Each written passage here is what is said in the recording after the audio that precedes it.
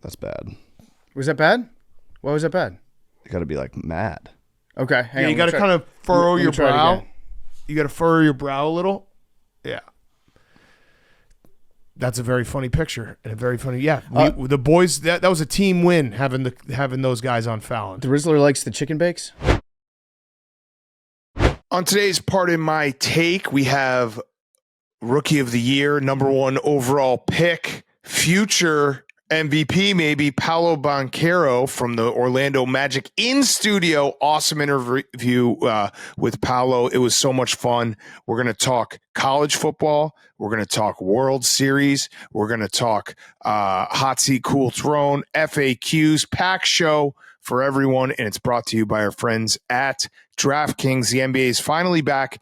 Here's a way to get even more into the action following your favorite players playing Pick 6 from DraftKings, an official partner of the NBA. It's super simple to get started. First, download the DraftKings Pick 6 app, then select 2 or more players and choose if they'll have more or less of a stat like points, rebounds, three-pointers, and more. Track your picks for a shot at huge cash prizes. That's all there is to it. Pick 6 is available in most states, including California, Texas, Georgia, Missouri, and more. And for all first-time Pick 6 players, check this out. New customers play $5, get $50 in Pick 6 credits.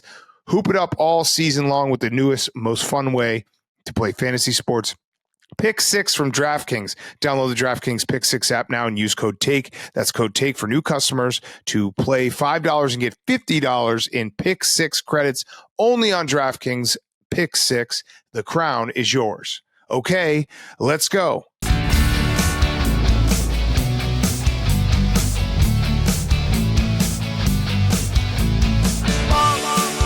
Hey, football guy. Patino. AWS. Pardon my take. Yeah. Pardon my take. Yeah.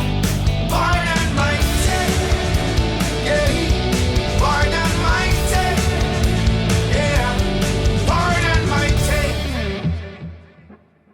Welcome to Pardon My Take, presented by DraftKings. Hoop it up all season long with the newest, most fun way to play fantasy sports. Pick 6 from DraftKings. Download the DraftKings Pick 6 app now. Use code TAKE. That's code TAKE for new customers to play $5 and get $50 in Pick 6 credits only on DraftKings Pick 6.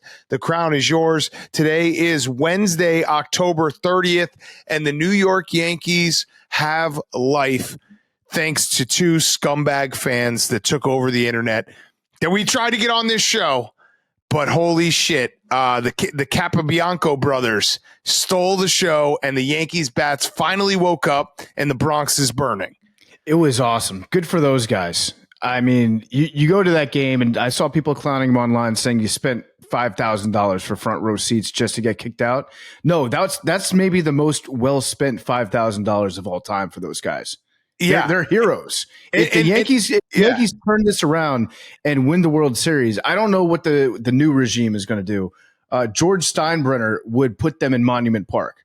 He would just encase their bodies still alive in bronze and then put them out in the outfield. That's the best use of $5,000. And it's funny because, of course you shouldn't interfere with the ball in play. But at the same time, the fact that these 2 guys were straight out of Central Casting in terms of like scumbag Yankee fans makes it hilarious. Like reaching into Mookie Betts' glove, trying to pry it off, reaching and taking the ball out, and then like holding their hands up like we didn't do nothing. The when I say scumbag, I mean it in like a loving term, because that's what they are. And I think they would be like, yeah, of course we are. If for people who missed it, it was one of the funniest things. I know, again, you shouldn't reach into the stands, and I didn't like when they grabbed Mookie's arm. That was a little too far. But there was a couple moments that were laugh out loud funny. One, obviously, just trying to grab the ball out like the ump isn't standing right there, and there's not a million replays. 2, one of the Capobianco brothers did like an invisible line where the wall is, as almost as if Mookie Betts is not allowed to put his glove past that line. Like, this is our house. This is our territory. You're not allowed to make a play here. Like, it was going to actually, the ump was going to be like, oh yeah, you know what? you're right. That's not good call, boys. He crossed the threshold. It's like you're in the backseat of a car and your brother comes across the center line. You get to hit him. He was on my side. That's what they did with Mookie Betts. It's like, no, with Mookie Betts. I can reach into that glove. They tried to crack it open. It looked like they were trying to crack open a crab to pick the lungs and meat out. It was just like put two hands on the glove separating it. And then the one dude who wears sunglasses at night like a real piece of shit like that guy. Yeah. But he reached over and he had a sliding mitt on. Yeah, he had a sliding mitt on, and listen, again, don't do that. But the Yankees were desperate. They needed something. Those guys sparked the Yankees. Like, I believe that those guys are responsible for this win and those bats waking up, because basically all the Yankee fans sitting in Yankee Stadium tonight were like, do something. And the Capobianco brothers are like, you know what? We'll do something. We're going to take matters into our own hands. We also, PFD, you mentioned the seats and how expensive they are. So obviously the paper had their name and they were posted everywhere. They do follow us. So shout out these guys. They're probably AWLs. One of them has in his bio, work way too hard, but I'm blessed with season tickets to the best team in the world because of it. And New York Yankees, let's go. And then the quote in the paper, because they got fined $1,000 a piece, or no, they got ejected. I don't know if they got fined. The tickets were $1,000 a piece.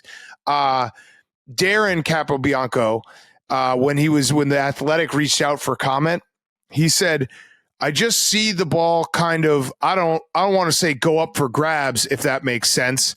And then Mookie was swearing at us. Not good. Yeah, Mookie swore at me after I tried to punch his arm off the ball. Not good. Listen, again, it's the best use of money that you could have as a fan. I 100% believe that. Like, you turned around the vibes of a World Series game.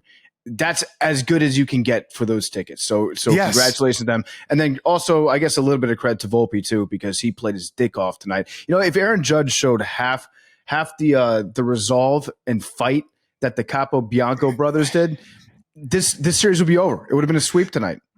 Aaron Judge is getting now he did have a hit tonight. He had a hit and an RBI, and I think he had a walk as well. But it's getting so sad for Aaron Judge. He was up in the 8th or 7th, one of the later innings, and John Smoltz was like, you can see he's a lot less jumpy at the plate. That's basically where Aaron Judge is at. It was like he looks a little more, and then he immediately flied out. But I'm just happy we get more World Series. This was supposed to be an all-time World Series. It looked like it was going to be a sweep. The Dodgers are so goddamn good. Freddie Freeman has homered in 6 straight World Series games. It's insane. And I do think the Dodgers are going to win this series. But at least we get a little fight out of the Yankees by their fans, by the stands. And Ashanti, great national anthem. Shout out Biz and Wit. They had Ashanti dead earlier this morning in a podcast clip, which they got to confuse with Aaliyah. Those guys are the best, and so I bet the Yankees take, because I was like, Ashanti game, have to do it, and the Yankees have life. Yeah, good. I'm glad. More baseball, more Equinox. Good for everybody. Yes. So I do. I mean, hey, guess what? Listen, Garrett Cole is going tonight. Like, the Yankees aren't dead if Garrett Cole's on the mound. That's why you pay him so much money. He's supposed to be the guy that goes out there and shoves. So, Max, do you have any comment about the heritage of the Capobianco brothers?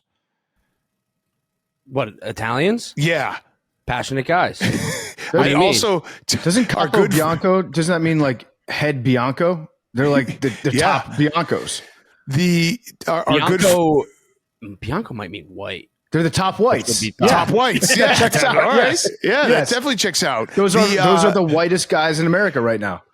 Our good friend Tom Fernelli texted me because he when we were trying to get these guys on, maybe we'll still get them on if they want to come on Thursday. I hope they go to the stream in New York City at Barstool HQ, because I that's my next goal. Like we were trying to get them on. The window was small. Now that they couldn't come on tonight, I want them sitting next to Tommy Smokes and Hubs and Marty. I want them on stream just screaming, because I don't think they're allowed back in Yankee Stadium. But our good friend Tom Fernelli texted me. He's like, if you do get them on, please ask them how they ended up with the name Austin Capobianco, because that does feel like a miss. That was they went like Gen Z first name and Capobianco. They need to be Salvatore and Tony. Joey. Yeah, something like that.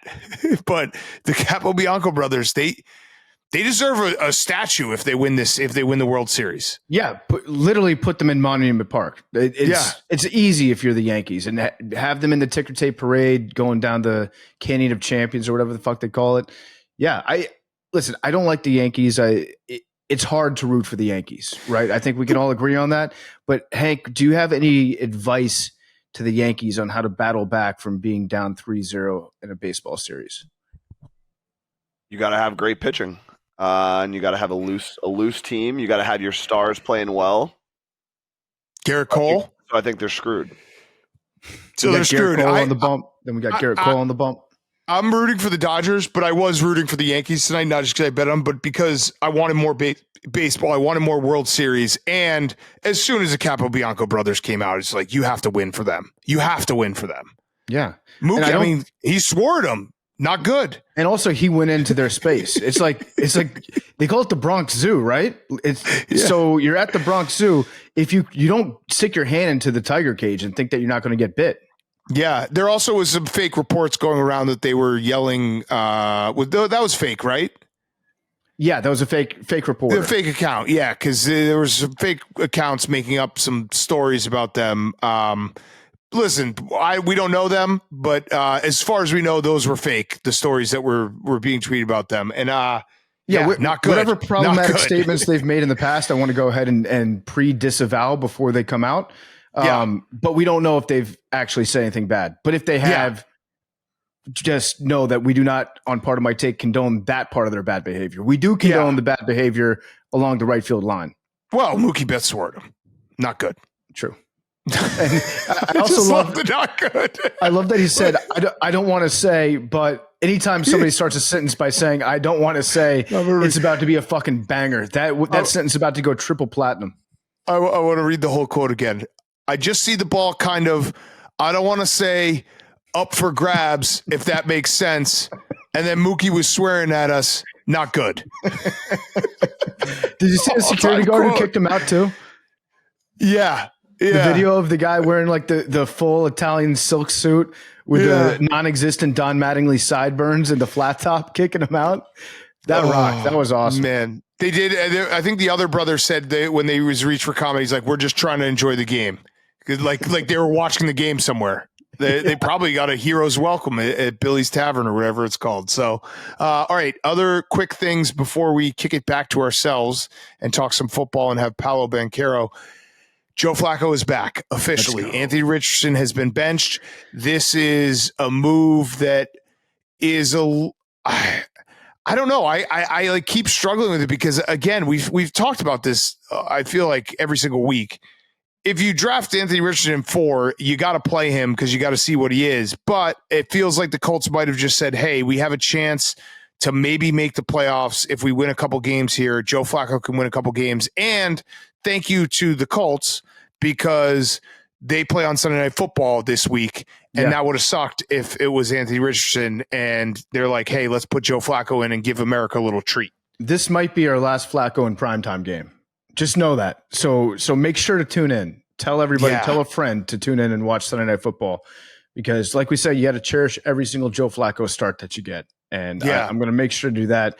As far as the Anthony Richardson thing goes, it's the fact that they kept losing every game within one score, like all their losses within one score. That's what did it. If you're getting blown out, then you can probably still say we're going to start Anthony Richardson and see if we can work with him, develop him. But the fact that you're so close in all these games, if you're the head coach, if you're Shane Steichen, you have to start him because you're wasting what could be a playoff season. And also, you also risk losing the locker room when all the other guys are dependent on the quarterback for their salary. They're not getting the ball. The offense isn't moving. All those other guys then are like, "Hey, dude, what the fuck? I'm playing really hard, and you're absolutely tanking my chances at future contracts here." So I get why it had to be done, but at the same time, I also think that like it's not good, and you're essentially giving up on a very, very high draft pick from just last year. And this is how the NFL works now. It's the teams. I feel like the leash for a quarterback is, I'm trying to think. Josh Rosen probably was the first one, but it feels like if you don't show anything for whatever 10 games a season. Anthony Richardson has played less than 10 games because he was injured last year, but Bryce Young's the other one. I don't totally disagree with it in the fact that if you think it's never going to work, it's better to move on quickly than to compound the mistake and just keep trying to do it, even though you know it's not going to work. Yeah, no, I agree. And I think that we've seen a lot of plays from Anthony Richardson where it's like that is not a play that a good quarterback makes. Yeah, hopefully he figures it out on the bench and learns from Joe Flacco, and he has another chance, because I would like to see him get another chance. The other news was Stefon Diggs is out for the season for the Texans, which the Texans are a little snake bitten right now. They need Nico Collins back real bad, but that's tough for Stefon Diggs to be out for the year, and now they're down to, Tank Dell's the guy right now, and I don't know. That offense has looked not great all season. Look okay when Nico was playing, but it has looked clunky a lot of times, and they lose a big weapon in Stefon Diggs. I don't know. The AFC feels like it maybe got a little bit easier. Mixon playing helps, though. It definitely helps the offense, and Tank Dell is a very, very good player. And their defense is still very, very good. Yeah, their defensive line is elite, and they'll still be in games, and CJ Stroud will figure it out. It's just like if your goal was to win a Super Bowl, Stefon Diggs being out might hurt that goal. Yeah, for sure. And I think Diggs is on a 1-year contract too, so he's going to be a free agent again this offseason. All I know is I'm thinking about laying a hammer down on the Jets. Yeah, no. Hell no. I'm thinking about doing it. You saw their uniforms. Oh, yeah, we're going to talk about them in a second. Yeah. I don't know, PFD. That feels like the biggest trap ever, because the Jets are just going to be the team that all season we're like, well, this is the game, they'll prove it. Yep.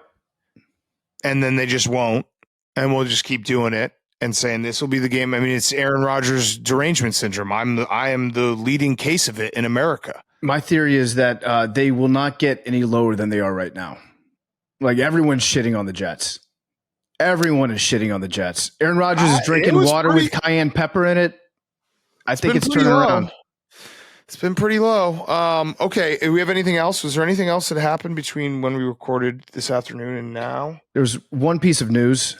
Oh. Snubbed again. Part of my take. Oh, yeah. For the 8th year in a row, we did not win People Awards Sexiest Podcast Award. And I just want to say that they got it right. I think maybe for our 10th year, which we got to start thinking about, boys. We're what, 15 months away from the 10-year anniversary, 16 months away. That's pretty crazy to think about. Yeah, we are, Hank. Are we not? No, we are. It's crazy to think about. Yeah, 16 months away. I think the boys just go fucking crazy on some plastic surgery and try to win this award one year. Listen, just butcher our faces, just look like completely different human beings. I'll do a lot of things. I don't think I'm ever going to take a surgical option to make my appearance improve at all. It would be great if we could do temporary plastic surgery. Yeah. Like if we could just have a month where we just looked like completely different human beings and super hot. What? Botox? I don't know. I ain't doing that shit. I ain't putting a needle in my face. I'm down for Ozempic. What? Ozempic. We all get on Ozempic. Yeah. We just get super hot, super jacked. Yeah. Get like, I don't even know what other Botox. I don't know. Lip filler. I already have full lips. Yeah. I don't know what I have to do. Lip filler would rock. Maybe raising your ears, the facelift, tummy tuck. Yeah. I could use the chin. Oh, I could get the shin lengthening surgery. Get like 6 inches added. That would rock. I could get a breast reduction. Maybe I'll do. I'll just get my entire face changed, and I'll say it's because I had a broken nose and I was snoring too much at night, so I had to get nose surgery. And no, it's not plastic surgery, but then come out of it looking like a totally different human being. Yeah, we should do it. Or we could just hire 2 super hot interns and just have them be on the cover art. Yeah, catfish like Milli Vanilli. Yeah, have them lip sync the podcast. Yeah. All right. Well, let's kick it to ourselves. And we have Paolo coming up, which was awesome in person. Okay, before we talk some Monday Night Football, college football, we're brought to you by Chevy. There's a reason we've never done a Mount Rushmore of pickup trucks, and that's because, for pardon my take, there's only one pickup truck, the Chevy Silverado. Why is that? Silverado's a partner you can depend on. We've all spent time driving and using the Silverado for all kinds of pardon my take jobs, ventures, and other shenanigans. Silverado has been our ride for a cross-country trip to the Super Bowl. Silverado helped us dig the biggest hole ever in the state of Ohio last year at Grit Week. Silverado helped us give fullbacks the recognition they deserve with the Low Man Award, and this year Silverado was out west with us for our latest Grit Week. Silverado brings the grit too, legendary grit paired with modern truck tech, inside and out, massive screens, up to 8 cameras with 14 different views to help make driving, towing, and parking all easier. We love the bold, blacked out look of the new Silverado HD Trail Boss, so head on over to Chevy.com and build your own Silverado or Silverado HD and check out all the current offers on Silverado. Discover a world of strength and capability all behind the wheel of our favorite truck, the Chevy Silverado.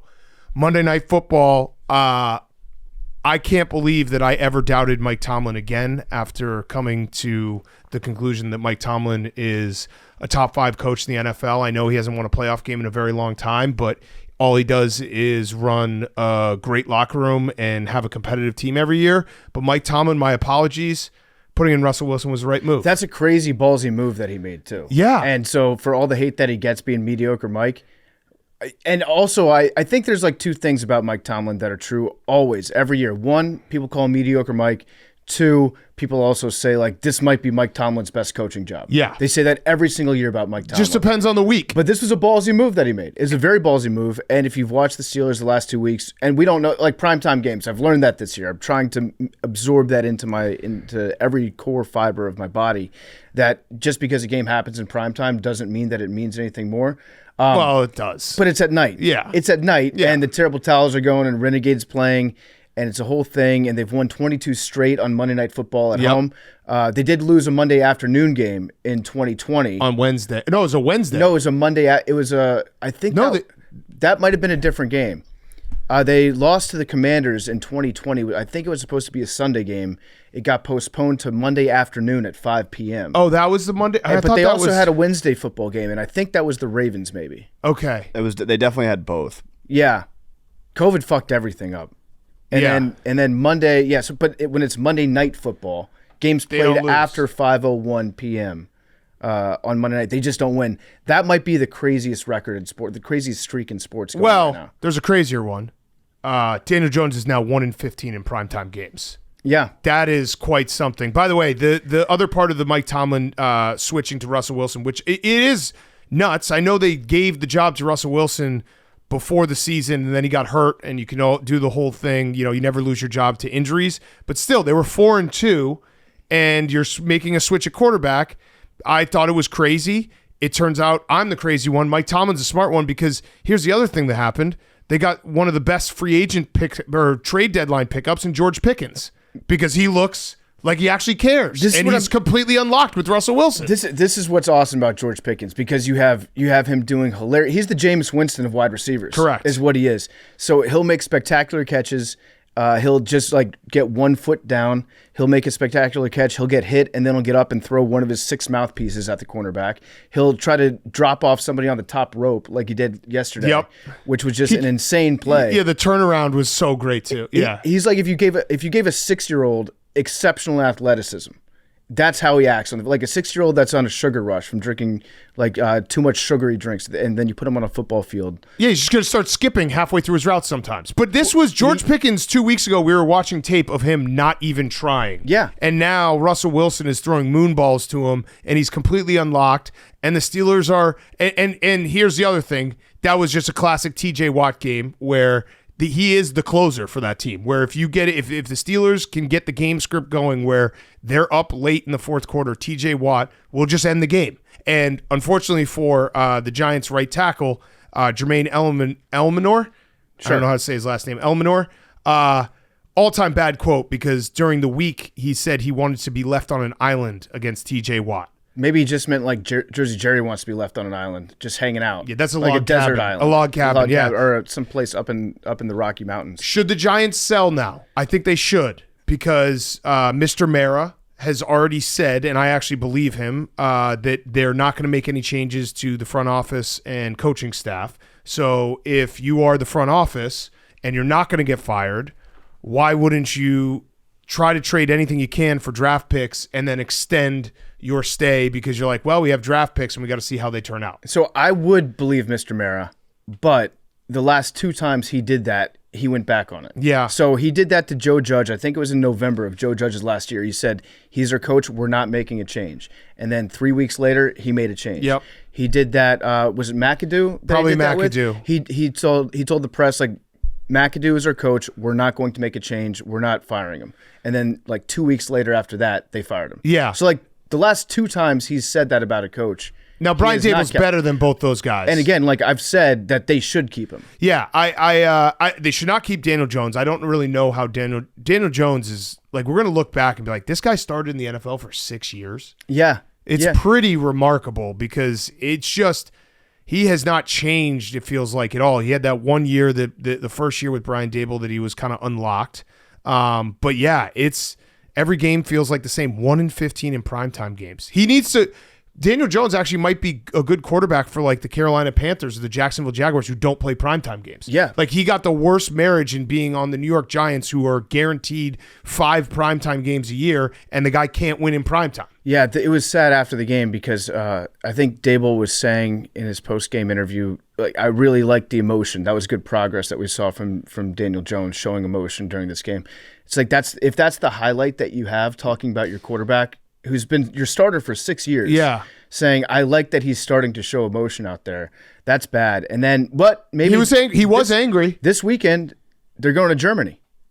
Wait, no, I thought they played the weekend? Commanders this weekend. Oh, that's right. Commanders, and then Germany, is yeah. going to be next up against the Panthers. That might be Brian Dable. That might be Daniel Jones' best game of the season. Yeah. The least primetime game possible. Yeah, the least primetime game, especially against the Panthers. Yeah, I think the Giants should sell, and I don't know, if you're a Giants fan, going with, like, Daniel Jones it has to drive you nuts. Yeah. It has to, like, it just, the same week to week, it's exactly the same. I did the RAV4 Todd Bowles the other day. I saw another one, a Giants fan, Big Mac meal versus Daniel Jones. Big Mac meal is $12.69.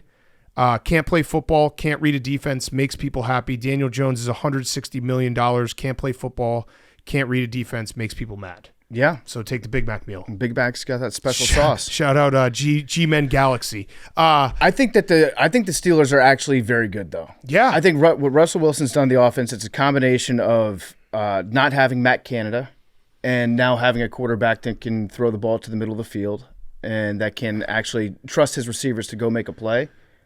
I think that the Steelers are one of the best teams in the AFC. Does Russell Wilson, because I was wrong, I thought Russell Wilson was cooked. Is it Russell Wilson got a little humble pie, or not to kick a man when he's down, but it just further proves that Nathaniel Hackett might have been so bad? That's also one way. It's one way you can look at it. I think you kind of felt the same way, where it's like, Russell Wilson's cooked. Like, he's old. He hasn't been good in a couple of years, but now it's not like he's prime Russell Wilson. I'm not going to get ahead of myself, but he clearly has something left in the tank, and he clearly adds an element to the Steelers' offense that was missing in George Pickens. I also think that Sean Payton and Russell Wilson was a marriage that's never going to work. Yeah, I didn't even count that year because that was like a million years. That was also a forced marriage. They didn't want each other. Never in a million years was he going to look halfway decent working for Sean Payton. Like, Sean Payton hated everything about Russell Wilson. Yeah. Basically, Sean Payton's year one job was to just alienate Russell Wilson as much as possible and treat him like shit. Yeah. Okay, so other things. I dealt with a very bad day on Monday.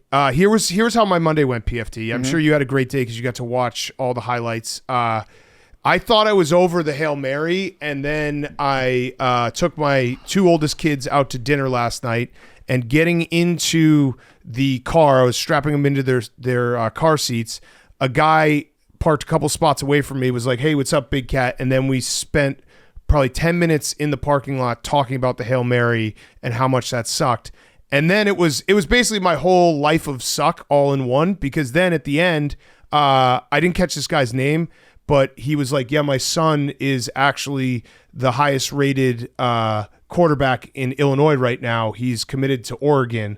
And then I spent another 5 minutes trying to flip him to Wisconsin via Stella Blue deals. So I don't know why God just put that man there to have that conversation. It didn't work. No. Oregon has a little bit, Phil Knight has a little more money than Stella Blue coffee. Probably the uniform. Yeah, but it was like, I got in the car. My kids were just like, Daddy, let's go. It's like, hold on one sec. We're trying to get a quarterback here. Trying to close a deal out here. But it was like everything summed up in one 10-minute random exchange with a stranger being like, holy shit, did that suck?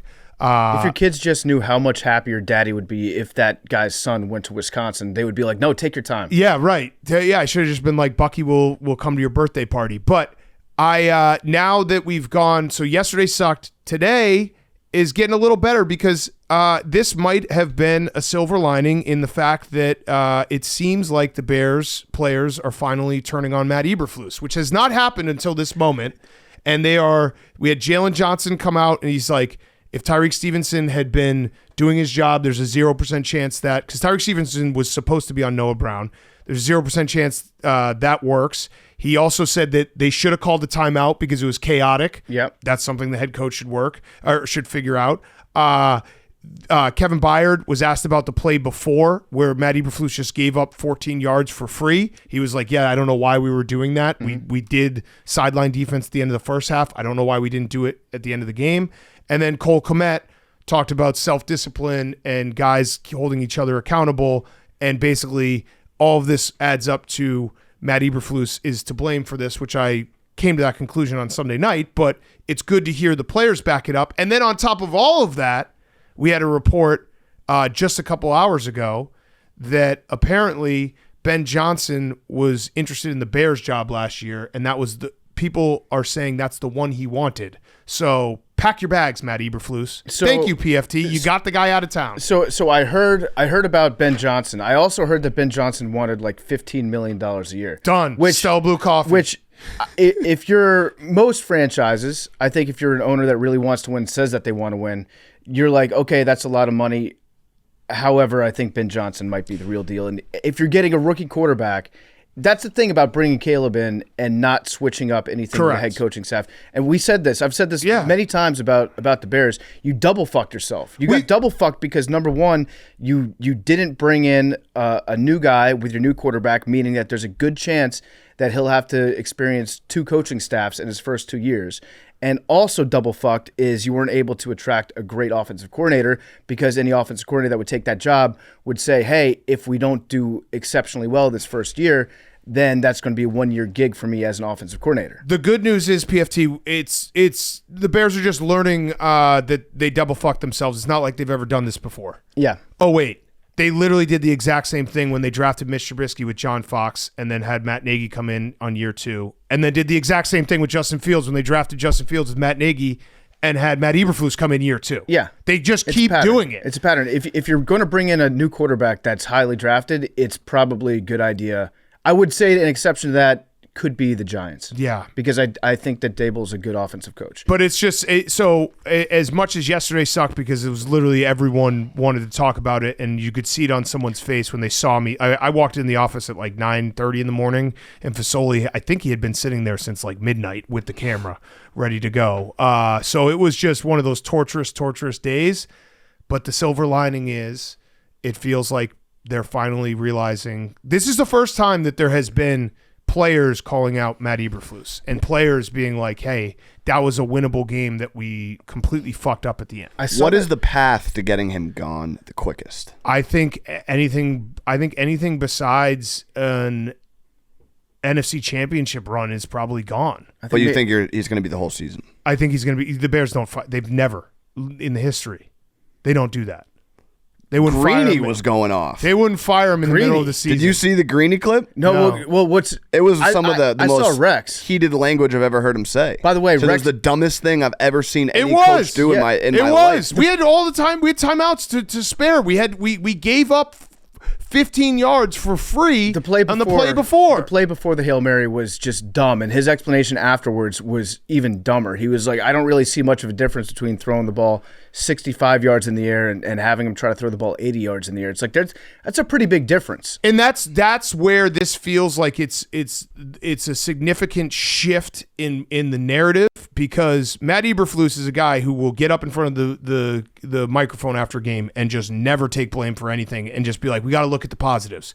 Having the players say, hey, there were some negatives there, which was very obvious to literally everyone with eyes and a brain in their skull, finally feels like, okay, it's not, he's kind of losing it here. And it feels like the Bears locker room is sitting there being like, we are talented enough to be a 6-1 team, the blowing that game at the end with the Hail Mary, the Colts game, and yet we're sitting here 4-3 wondering what the fuck has happened.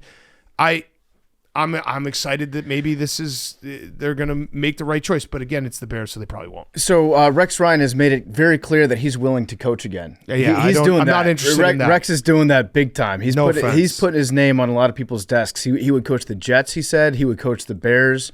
The play before the play was very bad. I'm going to use the word malpractice. Yeah. I think it was coaching malpractice. And then the players after, I think it was either yesterday, maybe this morning, some of the players are saying, like, we want to be coached harder. Yeah. It's okay if you That's basically what Cole Kmet said. It's okay if you coach us harder because we need that. I don't know what they're going to do with the cornerback situation, because that would be a good cut. That would be a good. Stevenson's good though. That's the problem. I know, but like a real football guy coach would just be like, don't even come in. I don't think you can cut him, but especially because we have some injuries there. But he's a good player. He made a very, very bad mistake. I think all the other players are going to hold him accountable. The problem is, I don't think Matt Eberflus is holding him accountable, and that's where the divide comes from. So, and it is like them talking about it after Jalen Johnson said, he's like, yeah, his responsibility was Noah Brown, and that's why that happened. And he instead ran into the scrum and hit the ball in the air. Mm-hmm. So it's crazy. Because do you think that was a good throw or a bad throw that Jaden had on the Hail Mary? I think it was a good throw. Okay, interesting. Because Max and I had a deep conversation about that, and there was an unfortunate clip that got resurfaced. So during Sunday night's show,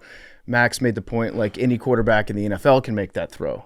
And it just so happens there was a quarterback that tried to make that throw in the Super Bowl on the very last play of the game. And I believe he threw the ball about 46 yards in the air. And that Jason quarterback also stepped on his foot. That quarterback was Jalen Hurts. It was a good throw. It was short, but it was a good throw. And Good spiral. lucky. Yeah. Good spiral. If I have a question for you, if Jaden What Daniels, Hail Mary isn't lucky? Yes. They all are. Yeah, But you're saying that like it's like a Hank, Wait, I don't know agree if with Hank- this. I agree with this. Like, it's not like you can be a great Hail Mary quarterback. I mean, some are a little Aaron bit better. Rodgers, maybe. Some are a little bit better than others, but a Hail Mary is a very lucky play. But that entire drive that led up to the Hail Mary, he made a few big passes that got him there. No, that was only one pass on that drive. I think there were two. The one that was wide open. I think there were two. Yeah, I mean, that wasn't. I don't want to get it back in the weeds, but that. I'm pretty sure that there but they was, literally let him. That was the whole Matt Eberflus thing. They he let had him. one throw. He had one throw to start the drive, and he threw it on his fucking feet. I thought that he had two completions on that drive before the Hail Mary. I think he did. I mean, he might have, but one of them was literally. Matt Eberflus is a fucking moron. Yes, and I'm not saying that means that Jaden's an awesome quarterback, is that he threw a Hail Mary. Every quarterback can try to throw the ball that far, and a lot of them, like it's a crapshoot at the end. It was still a good play. Everything that happened on that play before he made the throw, scrambling around the pocket and getting himself into we should have rushed more. It was stupid. Yeah, that's I mean, he did what he had to do, and it was a great play. But I'm not saying that's the metric of him. Two completions. One was the one that they were, or he had one incompletion. Then he completed one to Zach Ertz. Then the one that was just given to you. Yeah, so he had two completions and then the Hail Mary on that drive. A good quarterback puts their team in a spot where they can get lucky. Right. Jalen Hurts' throw, there was no chance. Jason Kelsey stepped on his foot. Just saying. That's part of Jalen moving Hurts around in the pocket. threw for That's 350 yards and 3 touchdowns against Patrick Mahomes in the Super Bowl in that game. How's that not putting him in a good situation to win? He threw an absolute dime on the drive before to tie the game up, and then fucking Juju Smith-Schuster gets away with a stupid fucking holding call. That's putting yourself in a position to win, Hank. Listen, Max is right. I didn't say putting. I said give them a You Hail said Mary. put him in a situation to win. No, give them a chance. Give them a chance to get lucky. Max is right. Jalen Hurts had a great game except for that fumble, and he had a great season that year. I'm not saying that Jaden is on that level that Jalen played that year. I'm just saying, like, let's not take away from Better? the fact. Higher level? No, I'm not saying that yet. Let's not take away from the fact he had a good drive to get them into position, and then he had a good play I don't- where he was a scrambled. great drive. He scrambled around the pocket and then threw a great ball for a Hail Mary. Let's not take anything away from this young man, Max. You're the one who brought this up. Well, because you brought it up on Sunday. Yes. I have a question for you. If Jaden Daniels throws an interception on that Hail Mary, are you claiming that? It's a crapshoot. Yeah. That plays a crapshoot. Yeah, that interception doesn't count. At the end of the season, I will make sure to go back and tell everyone he actually had one less interception than you think he did. I hated that game. That game sucked because it was just the Bears I've watched that game a million times. The Bears are in an offensive slog and can't do anything. And then Caleb Williams got them out of it, and it was a game they should never have won that they were going to somehow win. And it sucked. I also, after watching it again, Dan Quinn tried to give that game away too. Dan Quinn tried very, very hard with not going for it on like 4th and inches. Yeah. And giving the Bears the ball back and then just absolutely killing whatever time we had left. I would much rather the Bears scored with 2 minutes, 2.5 minutes left on the clock than with 25 seconds. And who cares if you give the ball up in your own territory at that point? Yeah, this sucked. Whatever. It's the Bears have to win against the Cardinals. That's the thing is they have no margin for error anymore. And I'm just... Again, the silver lining in all of this is Matt Eberflus is being exposed for what we all knew, but the vibes were high enough that no one was going to speak out against him in the Bears locker room. And now that you have a loss like that is so inexcusable with how it went down, he's getting exposed, and that's, I think, a good thing. Did you see the... I think a good thing. It was... Ben Johnson, hit me up. Was it 9-9 at halftime last night? 2 great offenses going at it Monday Night Football. Yeah.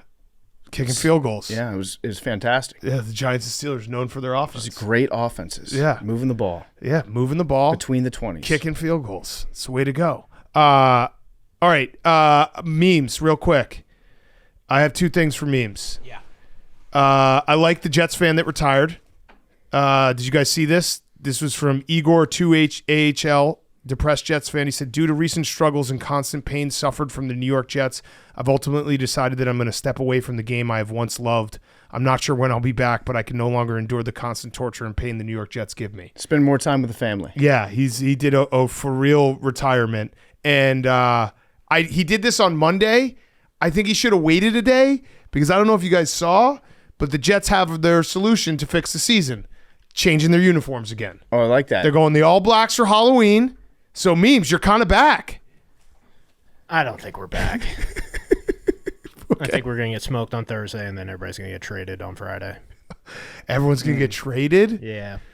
Who's going to get traded? Man. Devontae? Everyone. Everyone? Everyone. Literally? Literally everyone. Literally every person. Every player. I was thinking about the whole don't rent an old quarterback to try to make your team good and put Super Bowl aspirations on them. I was thinking about that. The stats actually show that maybe you should try to rent an old ass quarterback if you don't have a top 2 quarterback of all time like Patrick Mahomes or Tom Brady with the Patriots. If you look back at the last 10 years, it's happened 3 times. Mm-hmm. Peyton Manning, Tom Brady with the Bucs, and Matt Stafford. Peyton Manning's a little bit of a different one just because he won the Super Bowl no longer being Peyton Manning. But yes. His best season was before the Super Bowl season. Yeah, the defense won that Super Bowl. Yeah. I mean, the Jets would have been happy having their great defense that Correct. they had, and then Aaron Rodgers playing like average to slightly above. Correct. Yes, and that was the plan. Yeah, so it's actually not. His Achilles blew up. Yeah, it's actually not that stupid of an idea, but when it doesn't work, it looks really, really dumb. It looks, if it doesn't work, it's Cam Newton on the Patriots or Matt Ryan on the Colts. Yeah. Memes. You care to explain this meme that you just posted? I saw you pull it up when you were scrolling Twitter over there, telling my kids this is Big Cat Max and PFT, and it's AJ Big Our Justice boys. and the Rizzler. I love it. So who's who? I think it's in order, right? Yep, left to right. So I'm Big Justice, Max is AJ, and then PFT would be the Rizzler. I'm the Rizzler. All right, I mean, fuck you it. make out like a bandit there, PFT. Why are you Dude, upset? Rizzler's the best. You're the Rizzler. The Rizzler is the best. I feel like the whole squad won when they went on Fallon. He's just he's just got all the swag. I dress pretty similar to the Rizzler. Why isn't that one on the main? I think you have those shoes. I think I do too. Post that one on the main. All right. That's a great meme. I also have. I've come all the way around on those guys, by the way. Yeah, how can you? Here's the thing: the Rizzler is They just do it like they've just beat you into submission with Correct. the same video, and then eventually you're like, all right, the song, is the it gonna dance. be the same video? Yep. Just a couple different And the characters. Rizzler's gonna do the thing where he does his chin like it's yeah. They're the best. I've been a Costco guy from day one. That's bad. Was that bad? Why was that bad? You got to be like mad. Okay, hang on. You got to kind of furrow let me your try it brow. again. You got to furrow your brow a little. Yeah. That's a very funny picture and a very funny. Yeah, the boys. That was a team win having those guys on Fallon. The Rizzler likes the chicken bakes. The Rizzler's not as much of a Costco guy as he's just in the cinematic universe, but he also is kind of the star. Got it. He does a trick on his bike, no hands. I can't do that. Yeah, he actually just lifts him up for like a split second. It's fucking awesome. I have a question about the Jets. Yeah. Memes sparked my attention when he talked about being a seller. Has there, in any sport, has there ever been a team that was the biggest buyer and the biggest seller in the same season? I'm sure it's happened. Yeah. The Jets are basically giving Like within the trade deadline period. yeah. The Jets are giving the Dream Team, Eagles, the Steve Nash, Dwight Howard, Lakers. That's the vibes. They're like, no one's going to stop them. And then Did the Padres kind of do that? yeah, the Padres did that. Yeah, where it's like on paper, this is the greatest team ever assembled. And then they started playing games. It's like, whoops. I'm trying to think who else could have done it in the NBA.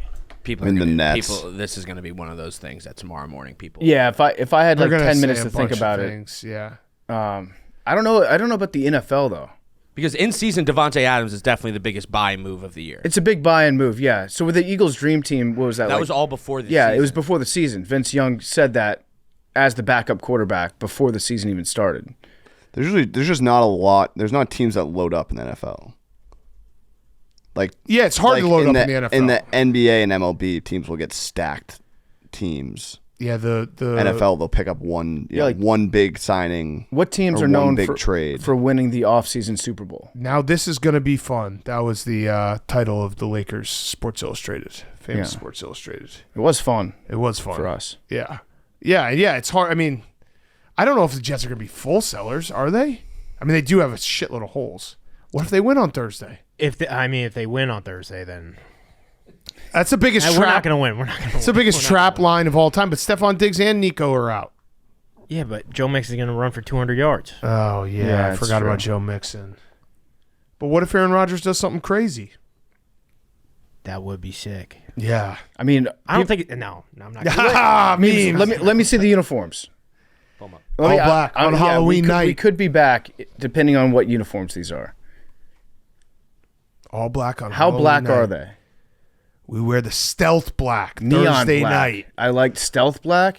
You might be back. They're off the Memes. radar? You might be back. This is like Aaron Rodgers is wearing a darkness retreat. Oh, you might be back. And who do you have next after you get a mini bye after playing Thursday Night Football? And then the Cardinals? Wait, Meme, stay And on then that, the Colts, Memes? stay on that picture right there because they're showing the difference between the old black uniforms and the new black uniforms. They're the same uniforms. No, there's an extra line. No. There's two lines. There's two lines. Two lines.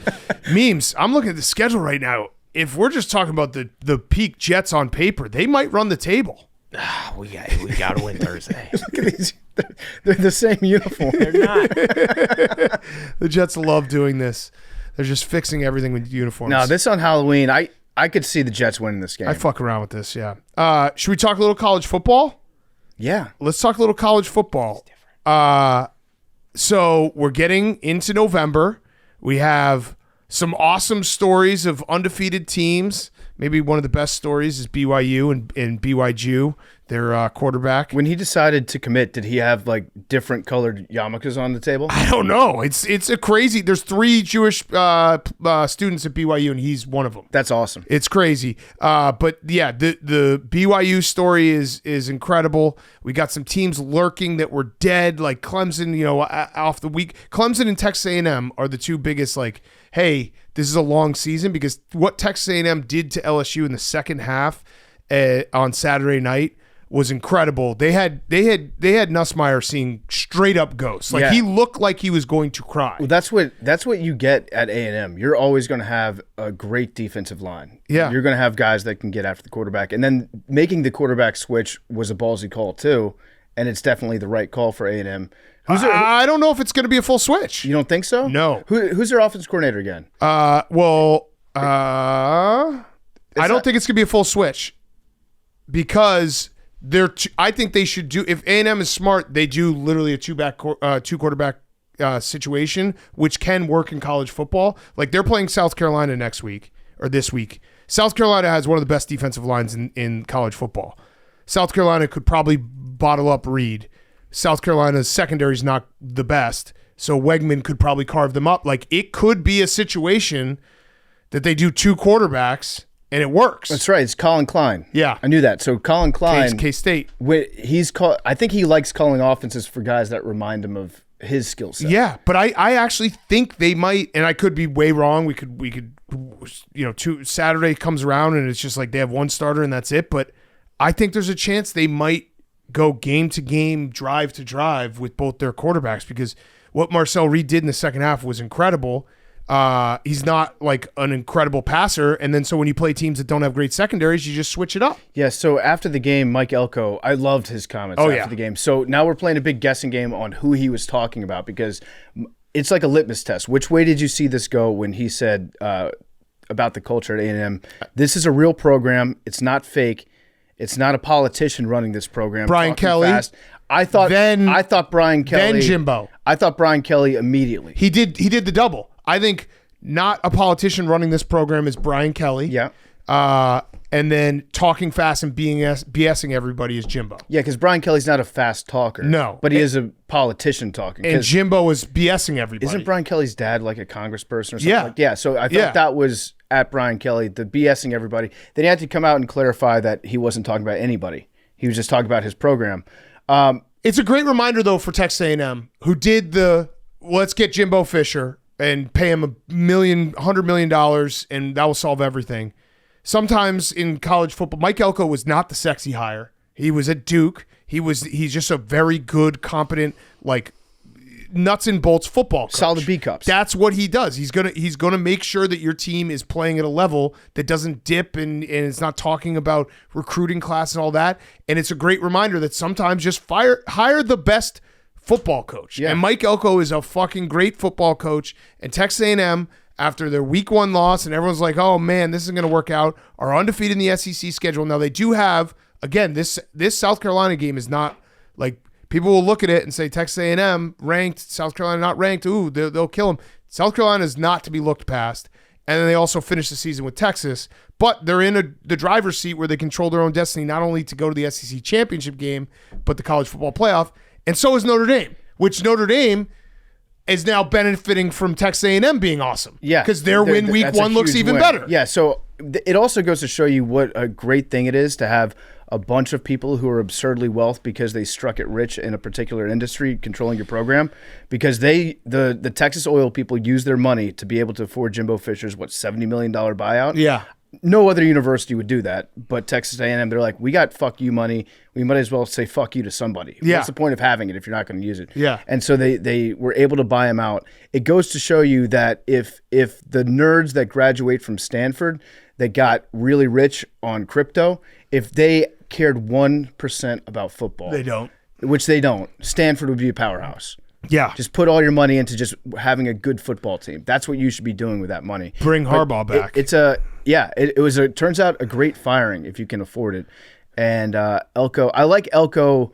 I don't know if he's playing the game of saying something and then being like, "Oh shucks, I didn't mean what you guys all thought that," because it felt pointed at the time. Oh, it definitely. Like did. I was thinking about Brian Kelly trying to recruit Wegman in the transfer portal and trying to figure out what accent he should use to talk to him. Yeah, no, it was definitely a direct shot. But Mike Elko's a good football coach who has his team playing good football, and it was. It goes back to this season being a lot of fun because you have. It feels like more parity, and then the other teams I was going to mention is. Indiana just keeps rolling everyone. They just that scene in Bloomington is just on fire. They had game day this week, and like I don't know if you guys saw the pick six. It was one of the coolest camera shots I've ever seen, where the cameraman zoomed out at the perfect time, and so like because they had a pick six early in the game where the cornerback intercepted it. And it was so clear that there was no one close. So as he's running like across the 30, the cameraman zoomed out, and it was just this packed crowd that looked just absolutely on fire. And it was like, this is why college football rocks. But Indiana, Michigan State's going to be it's not a cakewalk going to East Lansing because they've been frisky this year. And then you have a big date against Ohio State, who Ohio State looks very human with some of their injuries on the offensive line. They can't run. They lost their left tackle and for the season, and they look, and I think his backup got hurt too during the game. They look mortal. I think Penn State. Yeah, well, Penn State has a quarterback controversy. So, Max, how'd you like Madison? Madison rocked. Love the people of Wisconsin. It is. Do the people of Wisconsin like you? They're very friendly. Yeah, much friendlier than they should be. But why? I heard there were rumors that Max doesn't like Wisconsin. No, he didn't like jump around because they didn't let him jump. No, that's not true. Yeah. I thought jump around was a little underwhelming. I was excited for jump around because they didn't let him jump. That's incorrect. Did you go on State Street? I don't know. I went on streets. I don't know. With a lot of bars. There's a lot. Yes, I went on a street that had a lot of bars. Oh, you've been to Madison before, though. It is the perfect college town in terms of setup. Like the bars and everything, and it's all right There's there. a bunch of bars that are just in parking lots, which That's is right awesome. by the stadium, yeah. I got a question. Why do they call it Camp Randall?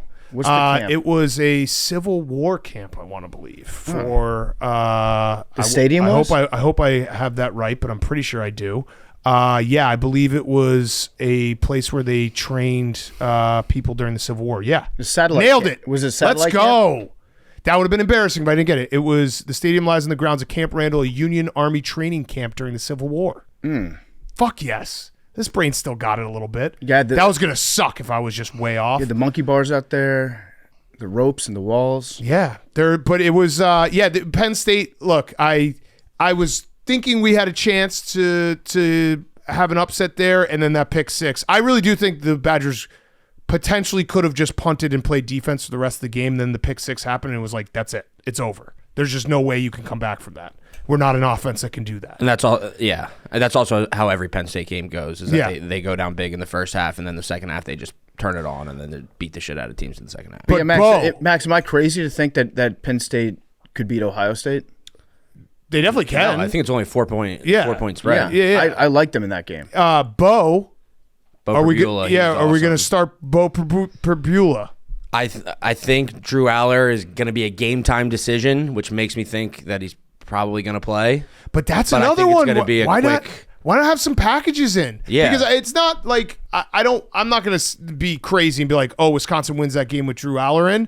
But it was very clear that when Bo Perbula came in, the defense wasn't ready for the type of quarterback he was. That was different than Drew Aller. Bo Perbula is exactly Trace McSorley. Yeah. They wear the same number. They look the same. He has the exact same game. He's very mobile. He's like a home run hitter. And Drew Aller is like a pocket passer, like NFL-style quarterback. Yeah. So they do have that sort of, like you said, yin and yang of kind of and Bo Perbula will play a couple plays a game. Yeah. I liked what I saw. I was like, this kid has got something. There's something about a college quarterback who's like, you watch him and you're like, he's probably not an NFL quarterback, but he's a peak college quarterback.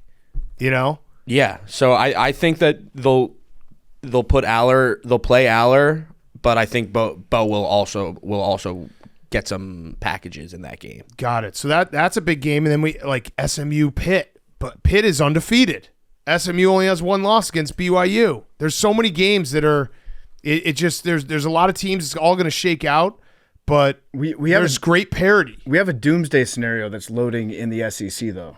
What's that? And only if, two things have to happen. So I was looking at this calculator online, like it's an SEC calculator for the championship game, and the doomsday scenario, it all hinges on LSU Alabama. Okay. If LSU beats Alabama, I think they're both coming off buys. If LSU beats the Tide and the good teams stay good, Texas could then fuck things up if they beat A&M in their game. If that happened, I think this is MRed's college football SEC calculator that I looked on. If those two things happen, LSU wins against Alabama and Texas beats A&M, it would be LSU and Texas A&M in the SEC championship game.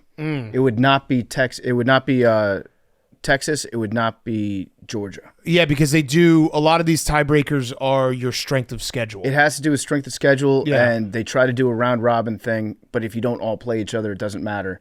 And the SEC, because it's so big now, they don't all play each other.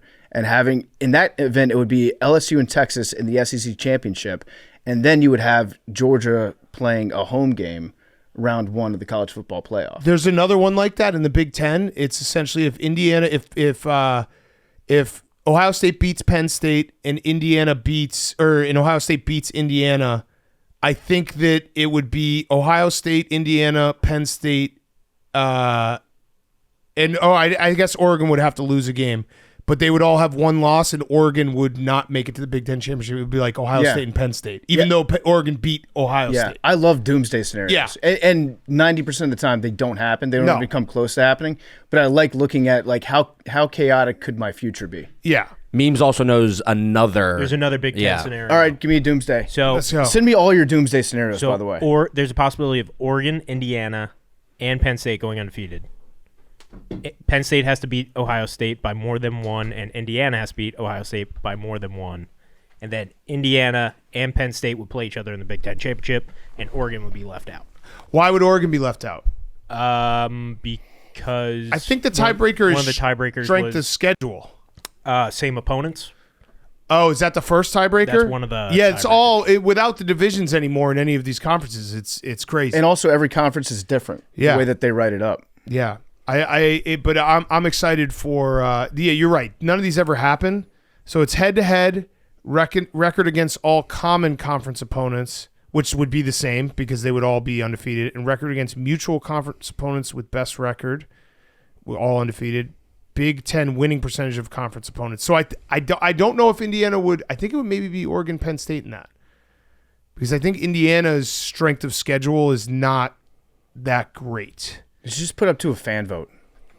I have a question. Yeah. And this could be very off base because I fell down I don't know how I ended up in a Iowa State pro rabbit hole, but Iowa State's very good. It was a fair question. How does Notre Dame lose at home to NIU?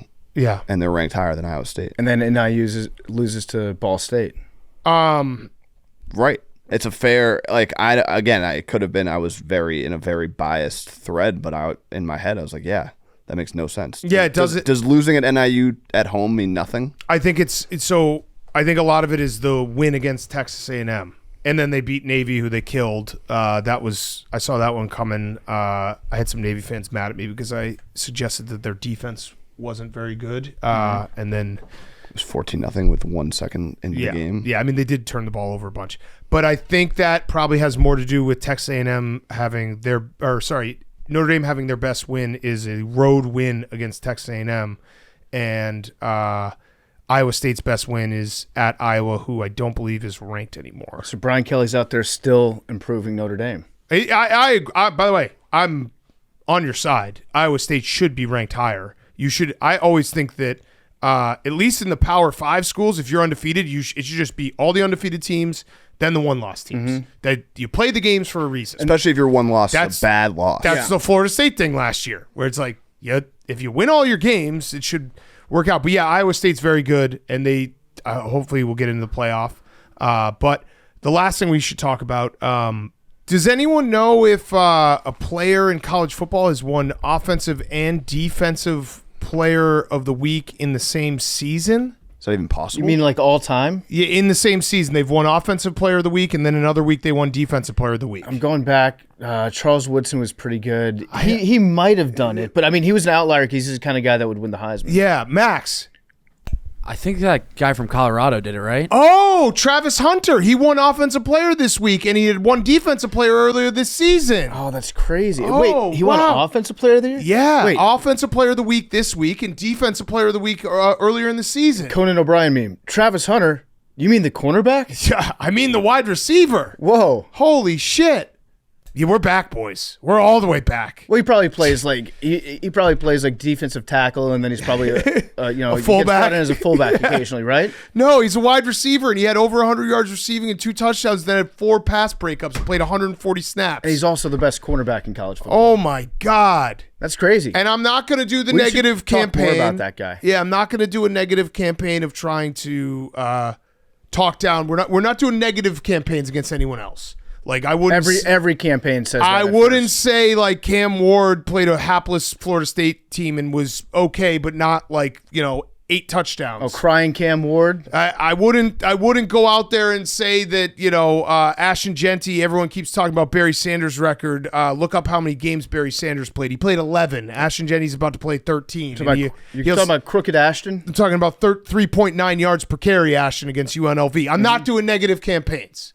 You're right. I had no You're idea. right, I had no idea, Max. That's crazy. I think if you're just basing this off who's the best football player, that's a criteria, right? Yeah. Who's the best football player in the country? Yeah. I don't think that it's up for debate. I do like a couple.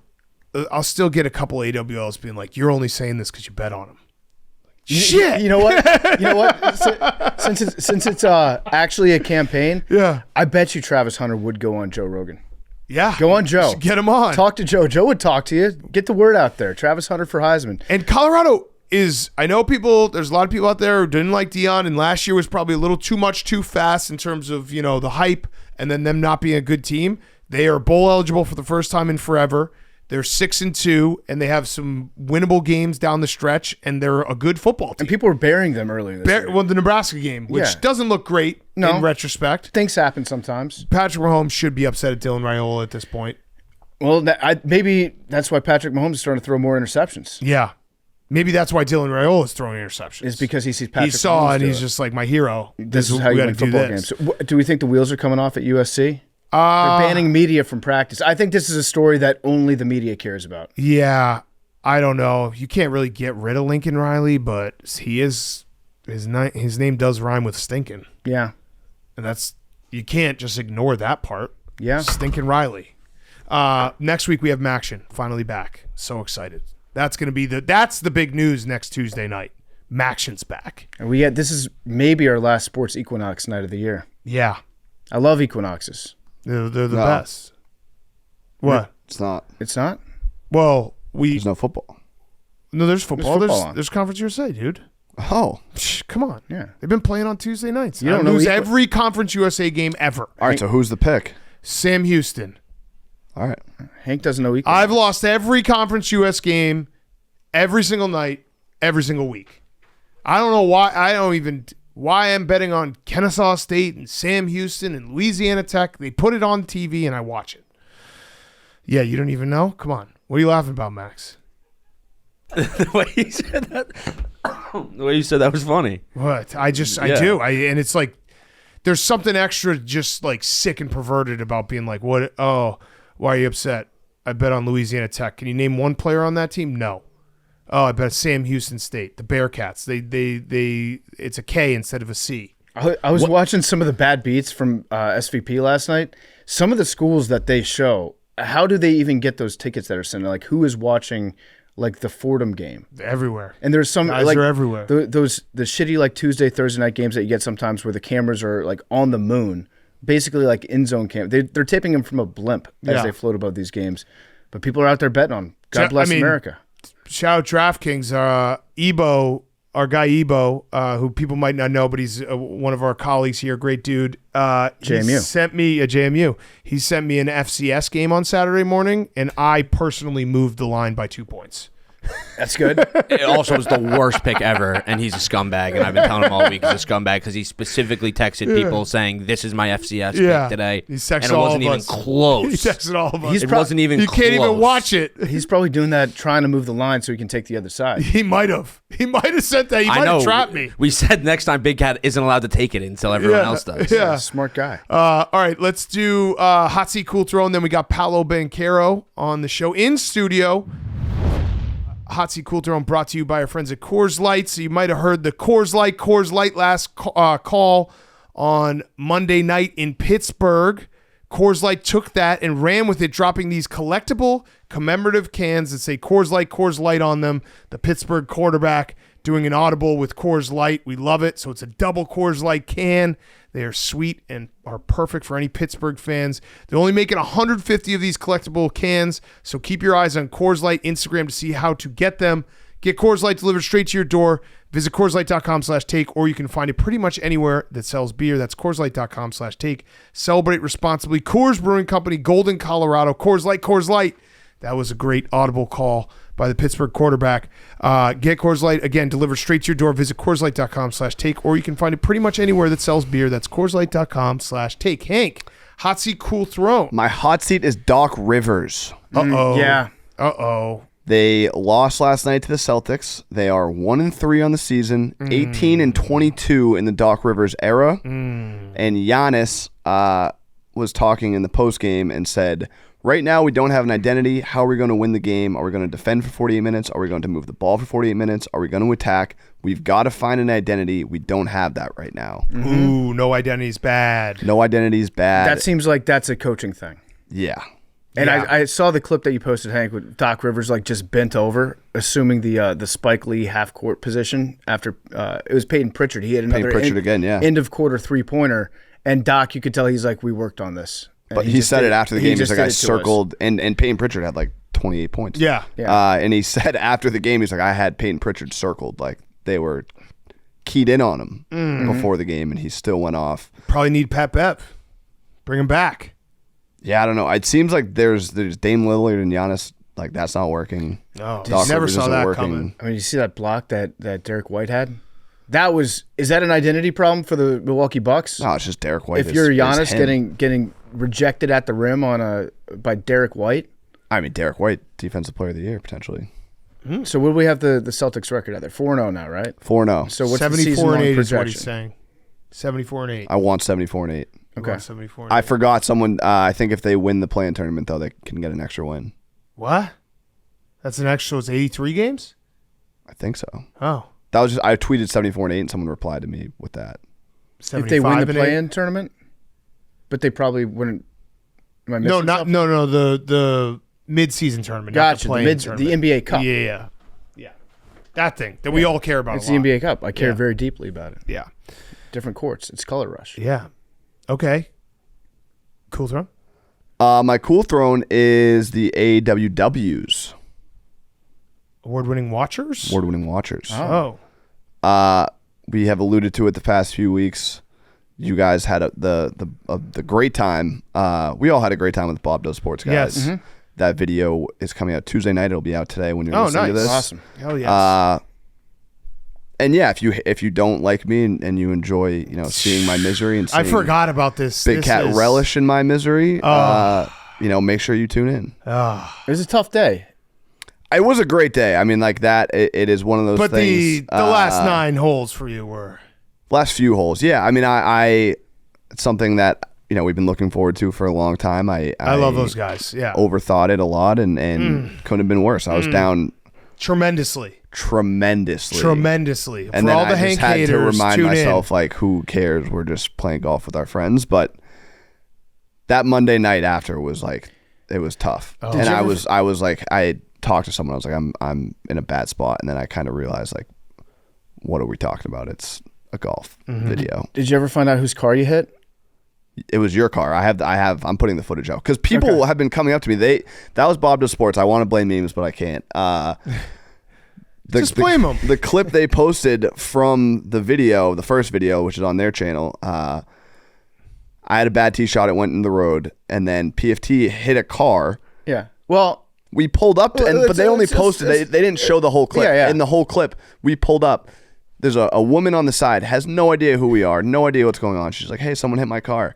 PFT, without even thinking or blinking, was like, oh, no, that was Hank's ball. As if she was going to be like, oh, Hank? All right, let me talk to Hank. No, I said it was that man right over there. Ma'am, that's No, the I guy think you said that was to. Hank's. You definitely said that was. I said, as if she's gonna be like, oh, yeah, like that man. Hank. I mean, I was pointing directly. Yeah. I immediately accused You Hank. did. Immediately Like, oh, accused Hank. someone hit your car? You must be looking for Hank. Yeah. And then Well, come to be to find fair- out it was you. To be fair, Hank also hit a car on that tee shot. I didn't. False. Okay, well, you did. It was a very loud noise. But somewhere out there, there's a person driving around Chicago with a golf ball dent in their car. And $300 in their pocket. Yeah. Because you gave him 100, and I was like, you know what? She like kind of lingered after you gave her 100. I was like, here, take a couple more. I just had 100 in my pocket, and then Big Cat was like, yeah, take $300. And then I thought about that the other day. I was like, do you think it'd be a good racket to just hang out Yes. next to a golf course? Yes. And say, excuse me, your ball struck my car? Because she had the whole story. She was like, I just got it fixed.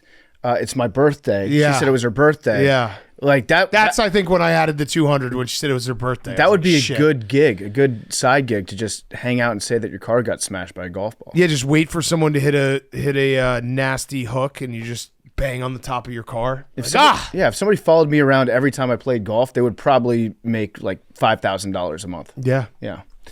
Okay, so tune into that. PFT, your hot seat cold throne. My hot seat is somebody in Georgia is using my credit card right now, and I haven't To order food to the wrong address. Okay, thank you, Hank. I Nice. did do that again. That was nice. I had a 7-day streak of not ordering food to the wrong address, and then last night during Monday Night Football, I ordered Korean food, and it went to the office. People were like, "Why didn't you change the address? You can change the address." I'm aware of that. I got the phone call as the person was outside the office again, and then I was like, "You can just leave it there, and then Pug will get it." Pug got it. PFT's down bad about this. I'm 'Cause down we were bad. just sitting in the studio before we started taping. I was like, why don't you just double check? He's like, I know. Yeah, I mean that's the easiest thing. Yeah, why don't you just not do that? I know it's a problem, and people are accusing me of doing it as a bit. It would be the worst bit of all time if I was just doing this. Yeah, it would. Prank. So I think I've now done it 4 times in the last 3 weeks. It's not good, and so I think I just have to use different apps at work and different apps at home. You could just double check. Fuck, I did say that. Fuck up, Hank. It is something that I'm a double check guy.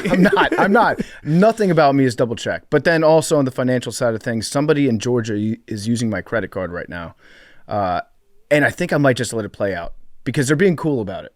So I got the notification yesterday. They spent $22 at Pizza Hut. Okay. And I'm like, okay, that's cool. Yeah. Like, enjoy your pizza. I'm going to actively monitor it and see what else they're buying. Don't get crazy. And don't get crazy. If it's you out there, like, be cool. Like, go out to Dave & Buster's, maybe have a good time. Yeah. If I see like a couple bar tabs here and there on a weekend, just keep it reasonable. Wait, but is it your physical card? No, I have my physical card on me. They've got my number. Huh. So I don't know. Also, maybe they ordered it online. They might have done it online. Just be cool. Just be cool, and we'll see if you can. We'll see if you can handle the responsibility. This is the I'm dumbest giving you. thing. This is the dumbest thing I've ever heard. Why? Why? If whoever it is spends $22 a week on pizza in Georgia, like I have a feeling it might go. That's a cool thief. Might go differently. Yeah, but eventually, he's probably testing the waters right now. And then I'll be like fraud. But they already alerted you to potential fraud. I got alerted to potential fraud. So that's the thing. If they're establishing residency for you, You have a squatter on your credit yeah, I card. got a And squatter no, on but my like, card, but I'm if- being a cool. I'm if not they like alerted all, to you I'm not and- like all the other card holders. I'm a cool card holder. Yeah, you're setting yourself up. you just don't feel like going through the process of getting a new credit. That's That's Max fair. is 1,000,000% correct. That's fair. Although it is kind of a nice thing to just get rid of all your unwanted subscriptions when they all Yes. go to auto pay. And Yes. it's like that card doesn't exist anymore. Yes. That's a good thing. So Max is right about that. But if he does, whoever it is, he or she, if you start fucking around, I feel like I'm a dad whose son is at college right now, and I'm monitoring the statement. If you fuck around and spend it on things that you shouldn't be spending it on, then we're going to have problems. Yeah. And if you do like get an emergency, just put a note in it.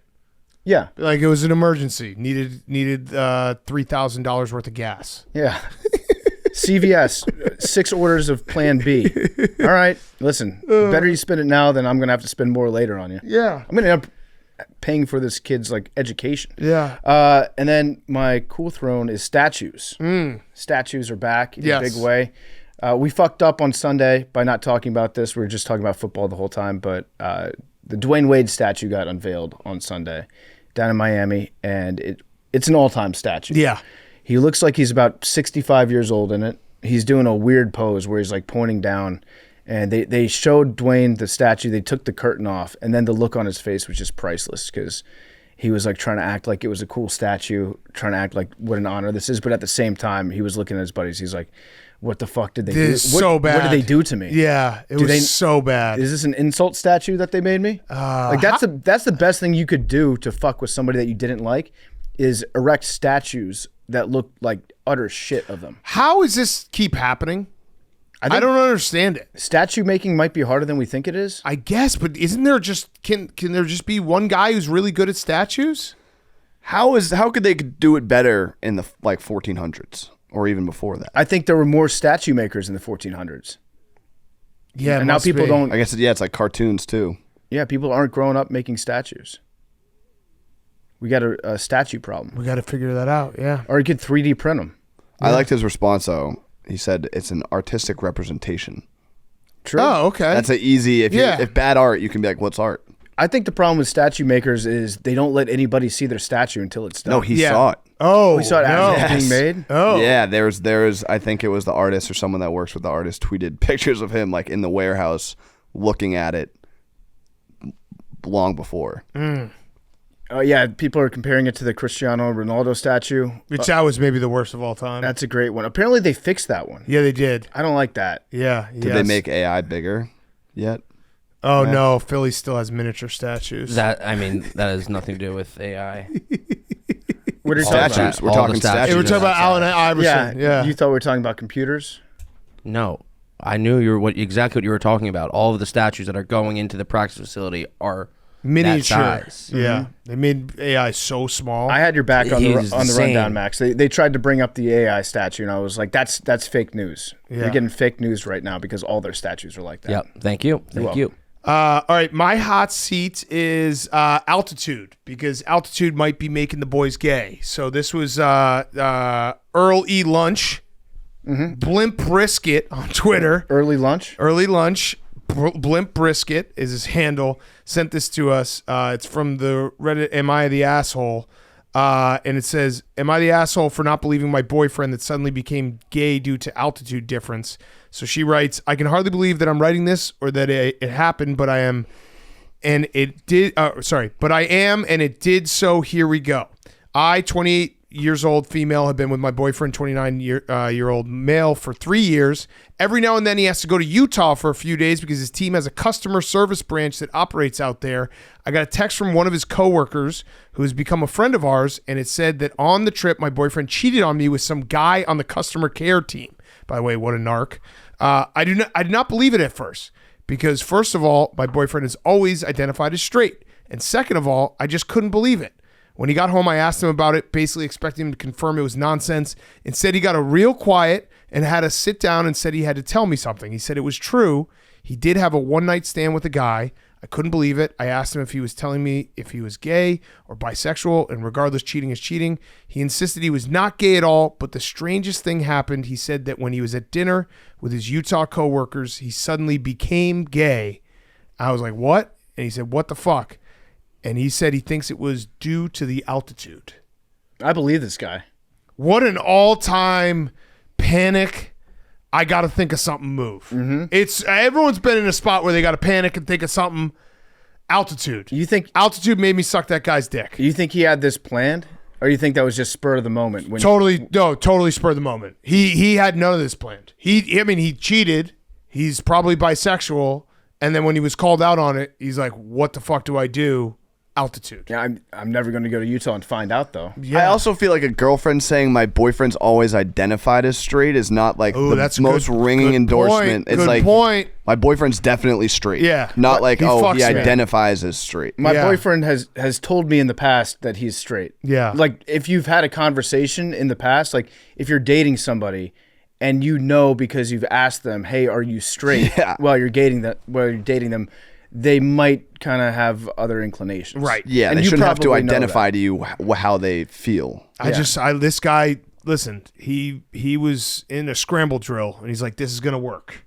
So is he saying like lack of oxygen to the brain? Yeah, I guess altitude. I mean, people get altitude sickness. Can you read that? I just became gay. Yeah, he insisted he was not gay at all, but was the strangest thing happened. He said that when he was at dinner with his Utah coworkers, he suddenly became gay. Yeah. He just had a couple I hate drinks, it when that happens, altitude, yeah. He's All experimenting. of a sudden, I was gay. Couple beers, altitude, bang, you're gay. Next thing you know, gay. It's fucking crazy. Could happen to the best of us. I still think, shout out our guy, he's not a segue because he's not gay, or shout out our guy Buddha Ben, who got altitude sickness, had to be driven out of Colorado. Remember that? Yeah. Yeah. Altitude sickness is real. Oh yeah. Like, you can get that shit. I was there for a You bachelor get party fucked up. a couple years ago, and just walking to the top of the stairs in a townhouse, it's like, what's going on? Next over thing right you know, now? you're sucking a guy's dick. Yeah. Well, there was a naked dude up there, and I was like, what's going on? Why am I up here? I became gay. Suddenly Russillo. became gay. Altitude sickness. Was that? Whoa. Okay. No, like when he the walking into the house. Yeah. What? That was altitude. That's a question we need to ask. Was it the house of another man? Oh, in Montana. Yeah. Yeah. Oh, yeah, that was altitude sickness. Rusill's a big Equinox guy too. Yeah, he was just looking for it. The altitude sickness. If anyone else has a experience of just being straight at sea level and gay at high altitude, let us know. Isn't that the plot of Brokeback Mountain? Kind of, yeah. They just kept on going up and up. Yeah. I never saw that movie I never did either, but because I've always lived at sea level. I did see. Yeah, I saw Max and Hank reenact it on a live stream one time. That's true. Yeah. And then my cool throne is love. Choose Good. love. Giselle is pregnant Oh, that's nice. with the karate instructor. Jiu-jitsu, Karate, jiu-jitsu, same thing. Capoeira. capoeira, dance fighting. Yeah. Henry, thoughts? I feel for my guy. He posted a picture of the sunset last night with Landslide playing, What? Oh, he went Fleetwood Mac. He went landslide? and I felt like I just felt Oh for him. my God. Down bad. The landslide you only use for Down. that is a holy That's shit. a song you play when you want to cry. Yeah. For sure. And He was when- crying when he sent that for sure. Yeah. Yeah. Yeah. So are they getting married? Or is this just like a training related injury that she's got? I don't know. I just feel my take is I feel for my guy. Yeah. The landslide, like I almost cried. Listen, you'd rather get divorced 1 year too early than 1 year too late. Damn. Right? Yeah. So it's good that And at least the they're not sequence together. of events wasn't like pregnant then divorced. Do you know what Tom Brady That's should what do I'm saying. to get back at Giselle? He should get this unborn child addicted to playing football, and then the unborn child loves football more than his mom. Dad cucks her? Yeah, because I mean that was kind of how the relationship. Tom Brady was addicted to football. Just be like, Oh, you it's got a- it, Max. Now, It's a jiu-jitsu instructor, so you know that thing's going to be kicking in the womb. yeah, Hi-ya! Hi-ya! Yeah. All that shit. That's tough. Damn, That's Hank. tough for your I feel guy. like you're down bad. I was You should do the landslide. because I Tom thought about it. Tom was team Hank, so you gotta be team Tom in this. Duh. Man, Yeah. do you think he's gonna be team jujitsu? Hiya! Yeah, it's not good. We should take a karate class Down. for a video. That would be fun. You want to just fight? I'd like to see Max just in the Donnie kimono. does jujitsu around here. Dude, breaking. Chef Donnie. Yeah. I don't know if I want to do jujitsu though, because that's the one where you like another man has your back and you're getting choked Yeah, out. with right? No, I want to Let's just do it do. I want to Yeah, just. yeah, Joe Mazzulla, I'll let him choke me out. I wanna just We might break have to a go up in the board. mountains, but yeah, breaking boards would be. I'll let him choke me out on sea level. I don't care. Hell yes, Hank. Hell yes. Well, I mean, when you get choked out, you're technically just turning into gay because you're getting less oxygen in your brain. He's choking you out from straight to gay. Every dead person's actually gay. Yeah, when Joe Mazzulla is going to choke you out, you're going to wake up and you're just going to be gay. That's how it works. Fellas, is it gay to get killed? I suddenly became gay. Nice try, dude. Okay, let's get to Paolo Banchero in studio. Before we do that, we have a couple ads. Before we get to Paolo Banchero, he's brought to you by our good friends over at Morgan & Morgan. Morgan is America's top injury law firm. We all know 2024 has been wild so far, so let's talk about something important. If you're injured by a person, place, or thing, you deserve to get paid. Life can be crazy sometimes. One person's negligence can result in another's settlement. If you're in an accident, not calling a lawyer means you could be leaving money on the table. When you're seriously hurt, your injury could be worth millions. If you're ever injured, you can check out Morgan & Morgan. Morgan is America's largest injury law firm. They have over 100 offices nationwide and more than 1,000 lawyers. With over $20 billion recovered for over 500,000 clients, Morgan & Morgan has a proven track record of fighting to get you full and fair compensation. Submitting an injury claim with Morgan & Morgan is so easy. Throwing a Hail Mary is hard. Submitting an injury claim with Morgan & Morgan is easy. If you're ever injured, you can check out Morgan & Morgan. Their fee is free unless they win. For more information, go to forthepeople.com/PMT or dial #law #529 from your cell phone. That's forthepeople.com/PMT or #law #529 from your cell. This is a paid advertisement. And now here's Paolo Banchero. Okay, we now welcome on a very, very, very special guest. It is Paolo Banchero, fresh off 50 points. We actually, Paolo, first of all, thank you for coming to the office. Yes, we sir. appreciate it. So it's obviously football season, so we're like, this is going to be great. We're going to have Paolo in. We can save it for when we need an interview. And then you decided to drop 50 on Monday night. We're like, well, we have to run this right away because, we'll start there. What was it like being in the zone? You were in the zone, 37 and a half? Yeah, I was in the zone, man. It was just one of those games where, like, you make your first couple shots and you just get lost in it, and then you just keep going. You're not even worried about how many points you are scoring. You just you don't want to stop. So it was fun, man. I've had a couple big games in the league, in playoffs, whatnot, but like that was probably definitely like the standalone game where it was just like a avalanche. It like kept going. Did you actually feel like everything you threw at the hoop was going in no matter what? Yeah, for sure. That's awesome. And just when you get to that point, it's like your instincts take over.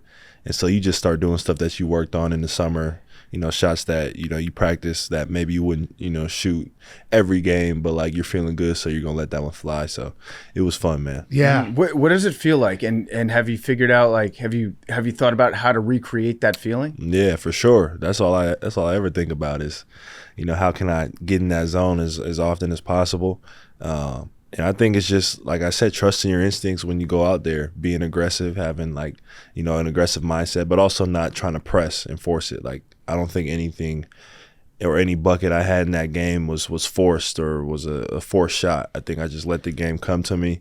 Everything was happening so naturally, and it was flowing. So it was really fun though. What if that's just how good you are now? Yeah. What if you go out tomorrow night and it's like another 50? Yeah, I mean that's like what I think in my head is like, why can't I do it again? Obviously, you're not gonna put up 50 every night, but like just that not mindset. with that mindset. No, I mean, what if you're still in the zone? Yeah, no, You could still be in the zone. yeah, I'm very much still in the zone for sure. It's only game 4, so Yeah.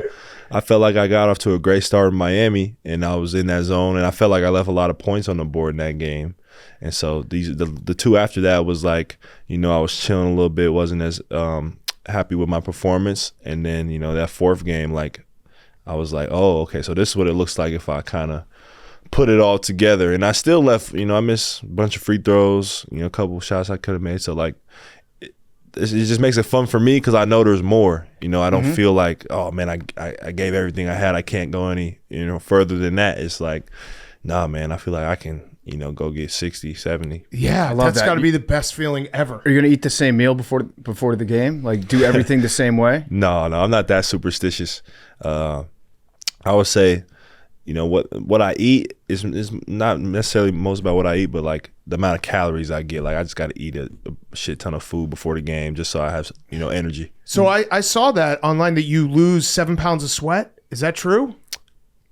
During the game? There was some. It's like the way it got reported, and when I was in college, it was like a little walkie. Okay. But yeah, basically like there would be practices you weigh in before, weigh out after, and so I'd weigh in at a certain weight, and then after practice I'd be 7-8 pounds lighter, and so they like You know, they were all like amazed by that. But I just sweat a ton. And so then I started cramping at the start of my freshman year, a couple games, and they kind of made it a big deal when really, honestly, people don't really know. Well, I think I said it, but like at that time of my life, I didn't really have an idea of like electrolytes and like the fact that you need them every single game. Yeah. Because like I was just drinking water, a little Gatorade, but I wasn't drinking like electrolyte, like, you know, Pedialyte or stuff like that.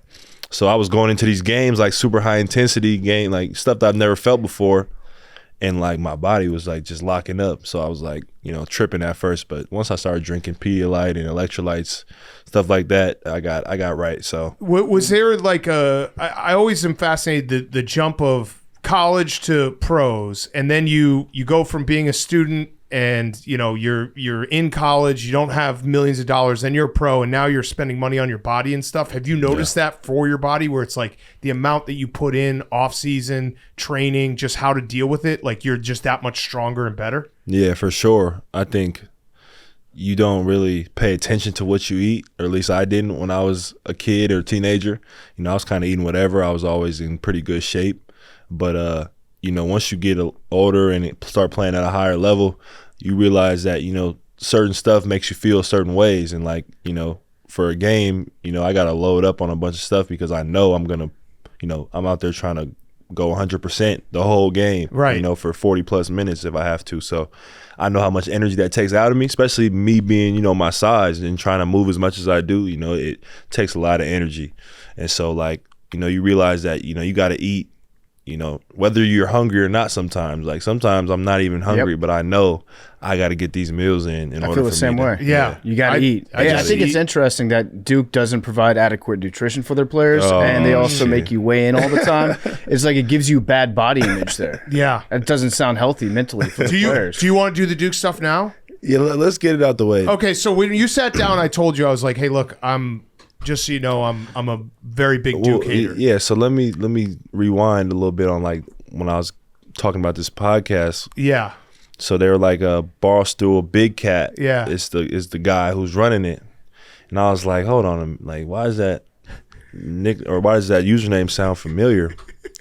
And I just remembered being in college, Coach K's last year, and I always saw like on Twitter, and by the way, going to Duke taught me to like stay off Twitter. Yeah. Yeah, guys like me are on those streets. Guys like it's not for you. Yeah, it's for made me realize, like, you know, stay off Twitter during the season, like just focus. But anyway, my whole freshman season, every time we lose or have a bad game, it'd be Barstool fucking Big Cat talking shit. And I'll be like, who runs this account though? I'm like, who is this dude? Like, he's shitting on, you know, us, Coach K, and it would piss me off. So kind of circled back. It's funny. It feels how that good. works. Yeah. So I'll tell you my trauma real quick. I went to the University of Wisconsin. I don't think they'll ever win a national championship in anything. No. They were up at half against Duke in 2015. From that moment forward, it was like I never liked Duke, but that was like that was it. A part of my soul is still in Lucas Oil Stadium in Indianapolis. You were there? I was there. Wow. A part of my soul is sitting there in the seats, and it's just never coming back. So when Coach K said that he was going to retire, and he made sure that he let everyone know that he was going to retire 12 months before he was going to retire, and we all had to, you know, suck his dick for a year, I decided that I was going to make it a personal mission to just be on his ass the whole time. So you kind of were like a casualty of war, because it wasn't like a personal hatred towards you. It was Coach K. You just happened to be on the last Duke team with Coach K. So that last game in Cameron, that was awesome. Man, that was some bullshit. That's what that was. That was, man. I feel like you guys were put in a bad spot from a player's. I loved it. I loved every second of that game. But from a player's perspective, to be honest with you, the pomp and circumstance, and when they roll out like 90 dudes who went to Duke and were Coach K, like the pressure that was on you guys was not fair. I feel like is that an accurate statement? I wouldn't say it's not fair. I think that's why you go to Duke to play in those type of games. The brotherhood? Yeah. I mean, Coach K told me before I even got to Duke that my year was going to be his last year. So I came in already knowing that every game we played was going to be a big deal because of him. And it's his last game. So, and everyone knew that last game in Cameron was like before the season even started, you knew that was going to be the game. Yeah. The game. Everyone was talking about that the whole season. Like, man, what's going to happen? Who's going to be there? Like, it was already being talked about the whole season. So you can't. I wouldn't say it was unfair because we knew what was to expect. But then what about when you get in the tournament and the pressure of the tournament, knowing it's his last tournament? That's got to be a lot. I mean, you guys are 18, 19-year-old kids. You go to the Final Four. You had a good tournament run. Did you guys? Who'd you guys lose to? You know who we lost. Okay, I was there for that. too. I was there. I remember that they lost to UNC in the last home game. They didn't lose to UNC in the tournament. Did No, that was the last home game. So who did you guys lose to in the tournament? We lost. Same team? Yeah. Damn. Yeah, we know. That sucks. This is the beauty of our podcast, by the way, just to like break character for a second. You just put up 50 in an NBA game and you're like, $100 million, one of the best players in the NBA, and we're sitting here being like, you lost to UNC. I mean, that's what I get that all the time though. I mean, like I said, I have like that. I loved my college career. Like I thought it was awesome, but like that will forever be a stain, is losing those 2 games to that school, obviously. Because it's hard, let it out. And they beat us twice, so credit to them. They beat us twice, 2 out of 3 times. They were the better team in those 2 games, but we were so much better than them, man. Like as a team, like we was so much. Like we went in there the first time we played them. We walked in the Dean Dome and beat them by 30. Right. And like.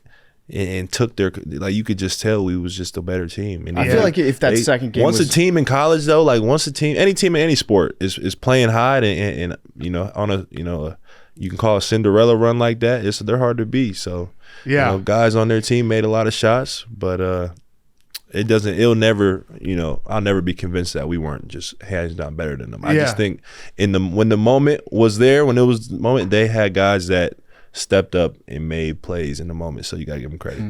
Were you thinking about going anywhere else besides Duke? Were you thinking about maybe staying at Washington? Our guy Spencer Hawes would have been happy about that. Yeah, you guys know Spence? Yeah, he's a good friend of ours. He actually told me to tell you. That's my big bro. He wants his golf clubs back. Yeah. They're in Seattle. He got to get on. He got to text my dad about that. Yeah. But I thought about going to a few different schools, man. Honestly, like Duke wasn't even, probably a top 2 or 3 until COVID hit. Because I remember I went on 5 official visits my junior year before COVID and everything. And so I went to Duke, UNC, Kentucky, Tennessee, and Gonzaga. And I had a blast on 4 out of 5. And Duke was the one I actually had, it was a great experience, being around the campus, but like I didn't have a fun time. Like it wasn't that fun. Yeah. And so I kind of was like, not really feeling it. But once COVID hit and everything shut down, like, I just kind of started thinking about it even more and more. And that's when Coach K, like, you would expect a guy like him, the GOAT, to not be so, anxious to talk to me every single day. But he was like by far out of any coach, calling me the most, texting me the most throughout the pandemic. Sounds like a violation. No. If he was calling you, and I'll open up the file again.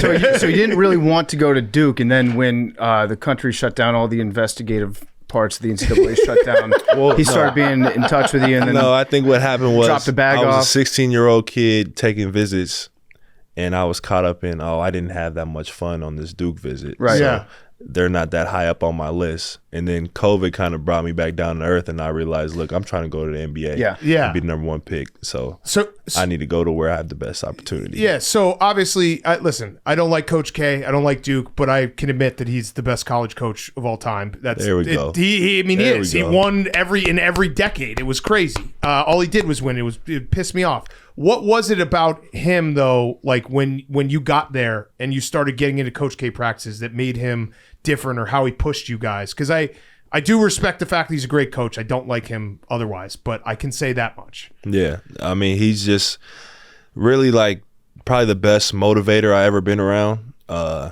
He just knows how to push your buttons and get the best out of you, no matter who it is.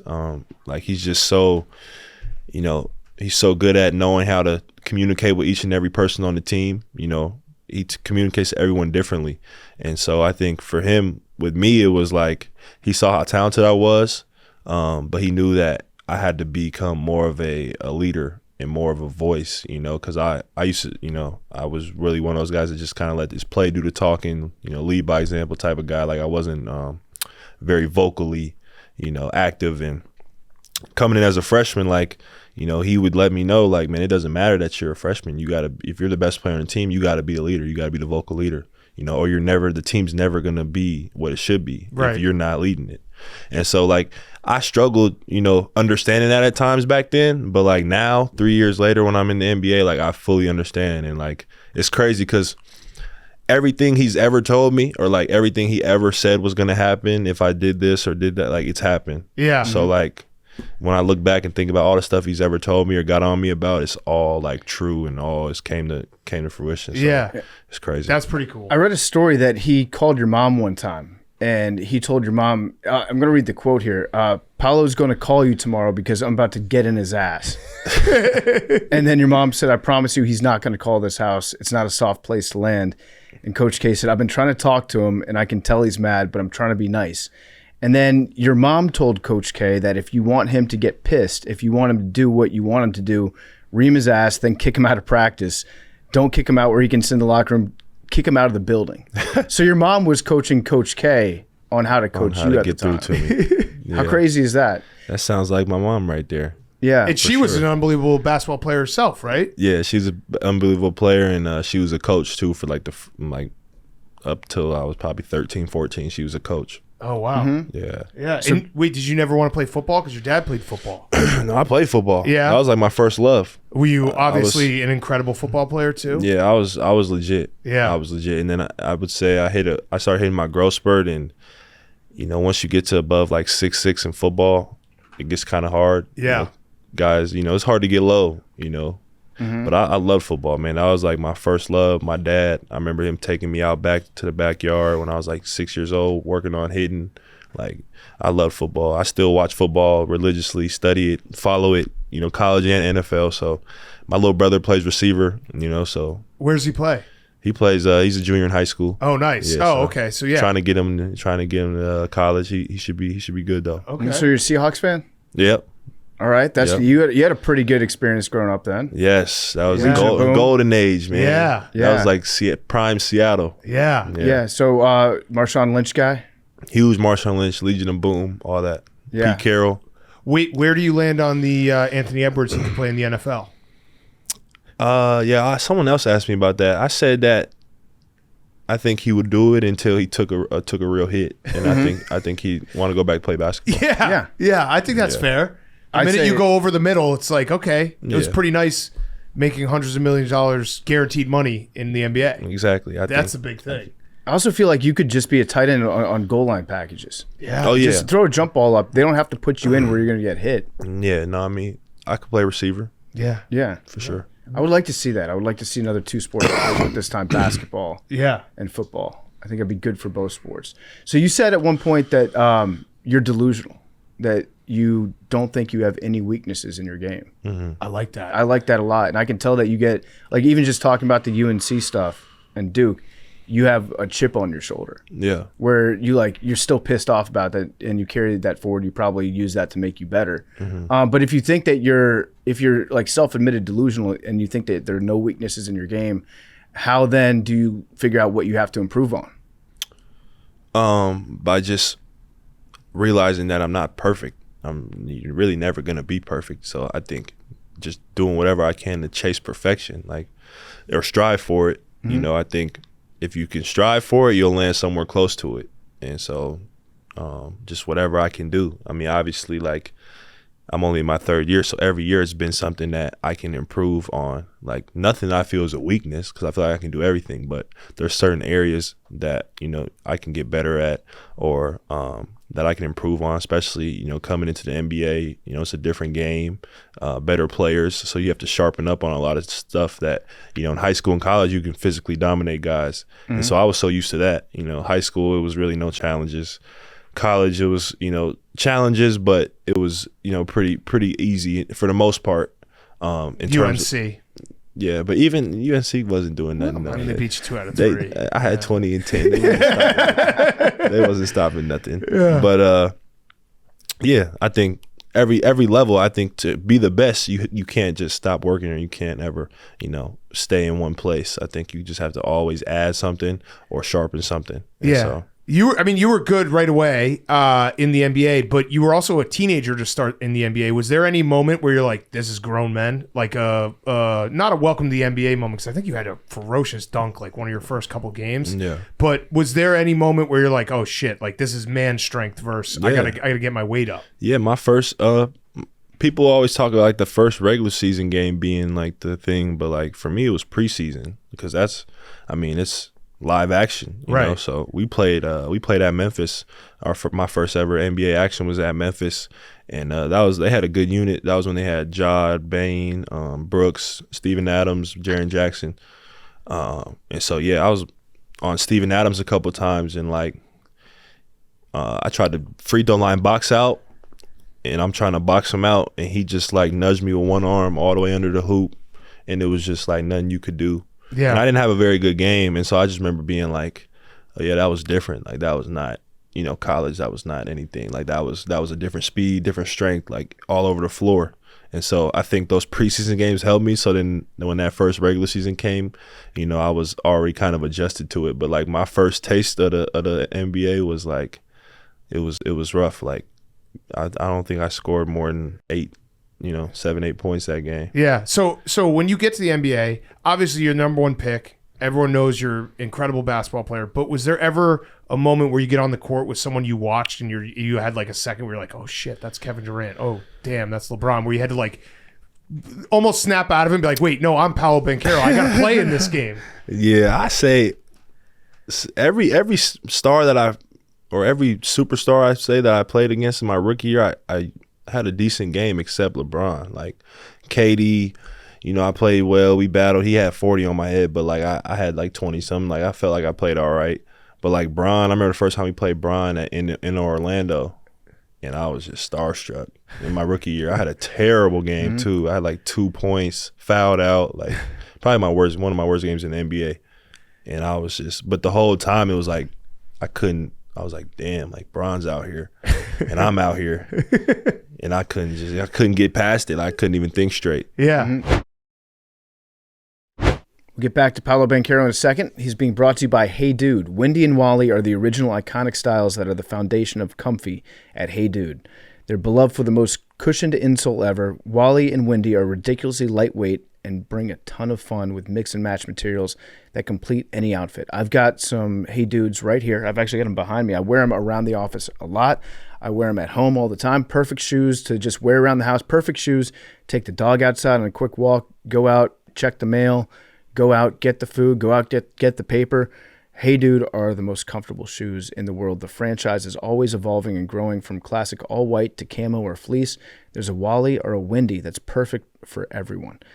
Buy your Wendy and Wally's today at heydude.com or head to local Dick's Sporting Goods to find them in person. Check them out, heydude.com. And now here's more Paolo Banchero. Have you gotten like words of encouragement from somebody that you grew up like idolizing, somebody that you grew up as a fan of, and they see you and they recognize you and they come over to you and like let you know like, hey, you're going to be great? Yeah, I mean, it's happened a lot, up to now. But I would say like, hearing it from KD, Carmelo, those two right there, I saw them my rookie year All-Star break, and we were in an event, and I was in the same event, and they both pulled me to the side, and we were all having a conversation, and basically they were just telling me, I'm one of those guys. I just gotta, stay hungry, stay in the gym. And so my rookie year, hearing that from those two, it was like that was all I needed to hear. I didn't need no other, validation from anybody else. Like those are two of my, probably top 3, 4 favorite guys ever. So I would say that moment. Yeah, it's gotta be cool. It's gonna be awesome. I mean, one day you'll get a statue. Yeah. You want a statue like Dwyane? I mean, there's a picture. Oh, you talking about a statue of me? Yeah. I mean, hell yeah.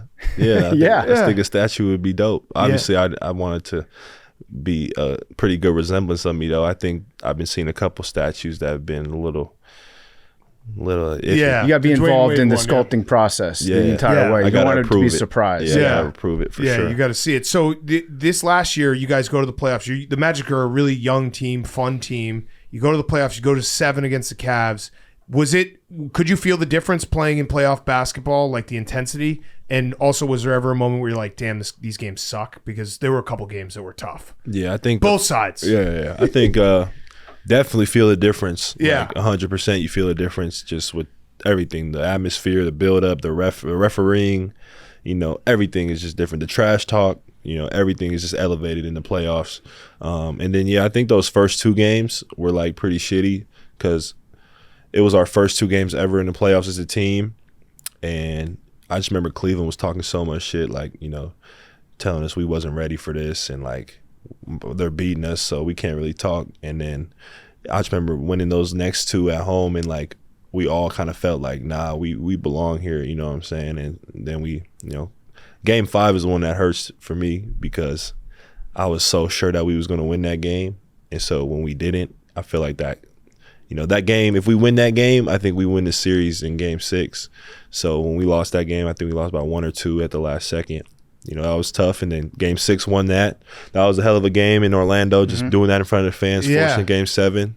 That was like big for the city, I think, just doing that, not going home, fighting live another day. And then game 7 was tough too, man, because we were up, 18, I think. And we just you felt it for a second, like, we're about to do this. Like, it felt like that for a second, and then that shit just went away in the second half. But that's also the kind of the beauty of the NBA is, like, young teams are so much fun because they have to go through, like, the pains, and they have to build up. So it's like you guys kind of earned your stripes last year. Do you feel that coming back this year where it's like, we went to the playoffs, we went to a game 7. Yeah, we didn't advance, but we know what it takes to get back to that spot, and next year it's going to be different. Yeah, 100%. I think that's just the attitude of everyone. I think the whole summer, I think leaving after that game 7 loss, I think that was just the whole vibe was like, this is just the beginning. Like, we're going to be back here, and it won't be the same result. So I think that just motivated everyone on the team throughout the summer. And you just saw guys working and getting better. And, when we came back for training camp, we had a pretty intense training camp, probably the best, or not probably, definitely the best camp I've been a part of since being with the Magic in the NBA. And I think, everyone's kind of poised right now and just trying to stay steady throughout this early season and realizing how important this early season is too, because that's what helped us last year was having such a good start. So I think, everyone's just in a good mind frame. I feel like the NBA playoffs, we don't talk about how long it is enough and how many games you have to play sometimes. It's a hell of a journey. Like, I remember just thinking after game 7, like, I'm spent right now mentally and physically. Like, I couldn't imagine having to get it together and go play in 2 days at Boston and start a whole nother, series. Yeah, especially if you got like 3 more series after that. Exactly. And to be able to win a championship is like, that does seem to me like, we talk about hockey being so hard. We talk about the NFL if you have to go on the road a few times playing 1 game a week. But in NBA postseason, you're adding on like an extra 2.5 months of your season. Yeah. No, it's a full-blown second season. Yeah. That's what it feels like. Well, what about the NBA Cup? Maybe 3rd season. How focused are you right now on the NBA Cup? I think the NBA Cup's good. I think I like it. We had a chance to make it last year. We lost a tiebreaker, or else we would have been, in Vegas. But I think it's dope for the league to like have something early in the year that fans can be drawn to, and you can win some money and a trophy. And it's also certain bragging rights are part of it, I think, as well, where you got these pools with teams and you got the the NBA Cup showdown in Las Vegas. Like, I think it's all cool. Yeah, so I'm thinking about going heavy on the Magic for the NBA Cup. To me, that's like how you guys learn how to win. Yeah, win you the NBA Cup. That's basically a playoff series. Yeah, it can be. Yeah, learn that. Hey, are you gonna ever play for Team Italy? You have Italian. You have an Italian passport, right? Yeah. I'm a citizen. Listen, I'm not Italian, but my kids are Italian, so I'm supportive. I'm an Italian father, so I am supportive of your culture. With Max in the booth there, he's full Italian, kind of crazy, angry, and all that stuff. So are you going to do it though?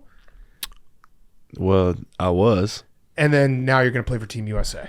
Well, I already did play for Team USA. But I'm saying, wait, were you in this Olympics? No. No. I was in the World Cup. Yeah, but so the next Olympics, you're in Team USA. So even if Italy drops a bag, what if Italy's like, Paolo, you're our guy, 100 mil. Put a horse head in your bed. Sheesh. 100 million? Yeah. I don't know if I could turn that down. Yeah, you can't turn that down. Yeah, I don't think I could turn that down. What if it's guys like us playing on the team? with you?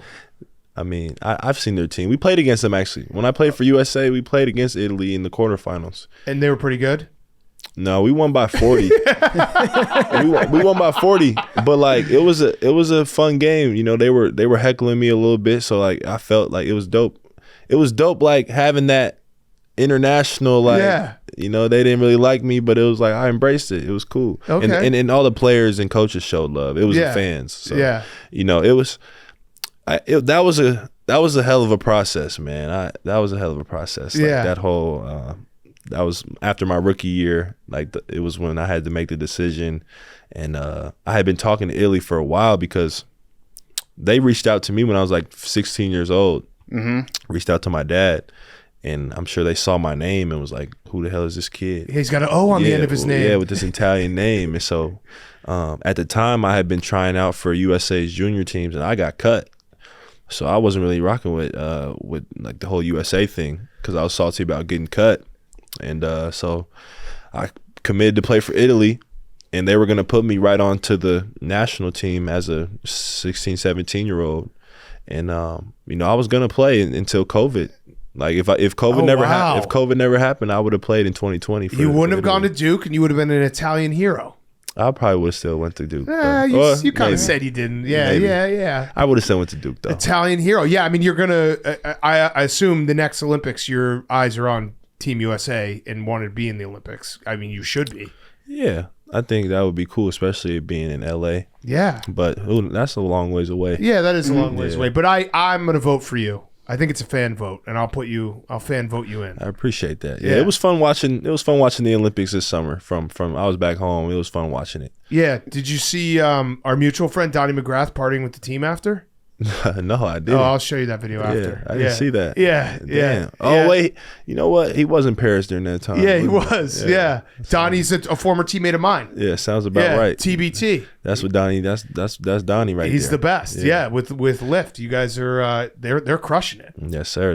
They're doing great things right now. Yeah, they're the best. I feel like that would be it'd be an awesome honor to represent the United States at the Olympics, but at the same time, you probably want a break from taking basketball, right?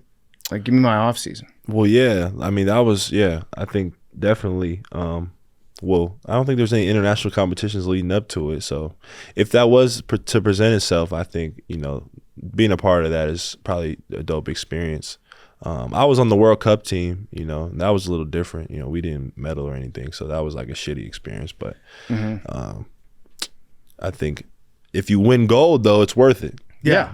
But always. if you lose, though, it's like you should. It's really trash. no win. It's like you're the U.S. You should win at basketball. Yeah, exactly. Yeah. What's the one thing?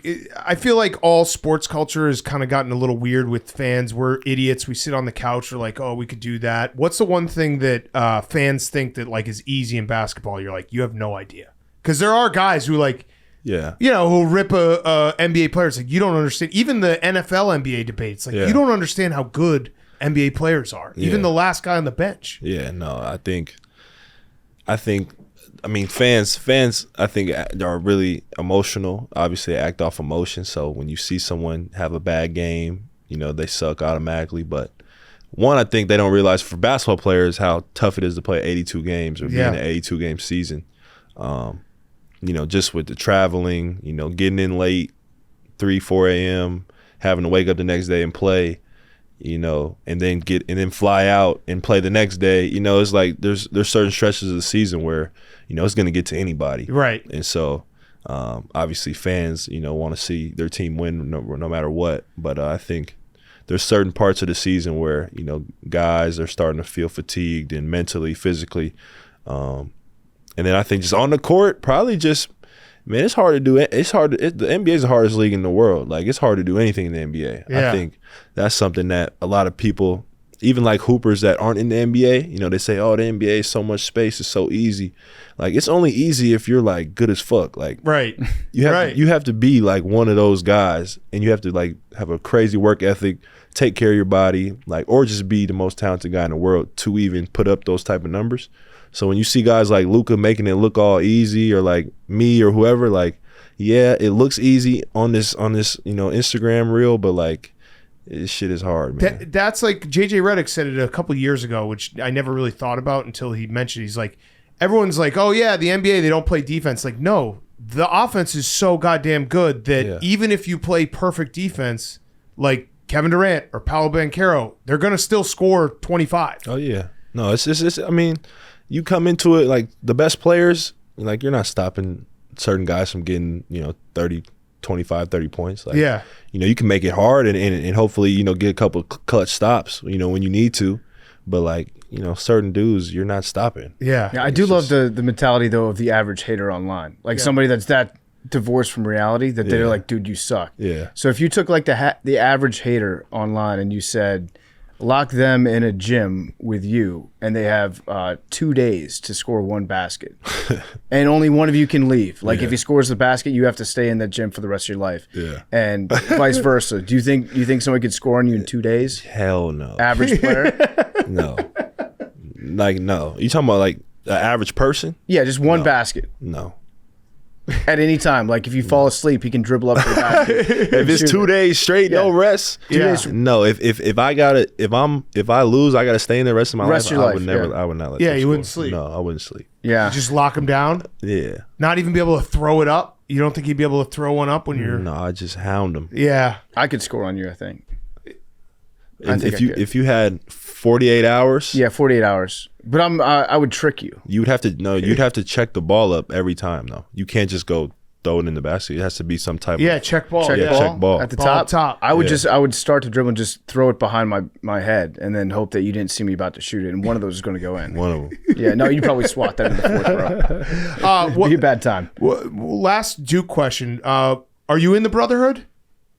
Yeah. Okay. What do you have to do to be in the Brotherhood? Like, what do you have to say? Do you have meetings and stuff? What goes on? It can't be explained, man. You got to be there to be a part of it. Does it, when you are a part of the Brotherhood, does anyone ever bring up the name Pete Gaudette?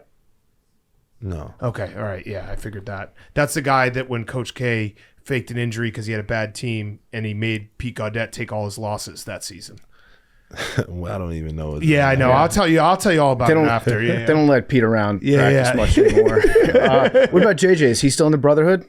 JJ, 100%. He came to a few games when I was there with his sons. You guys have a group chat?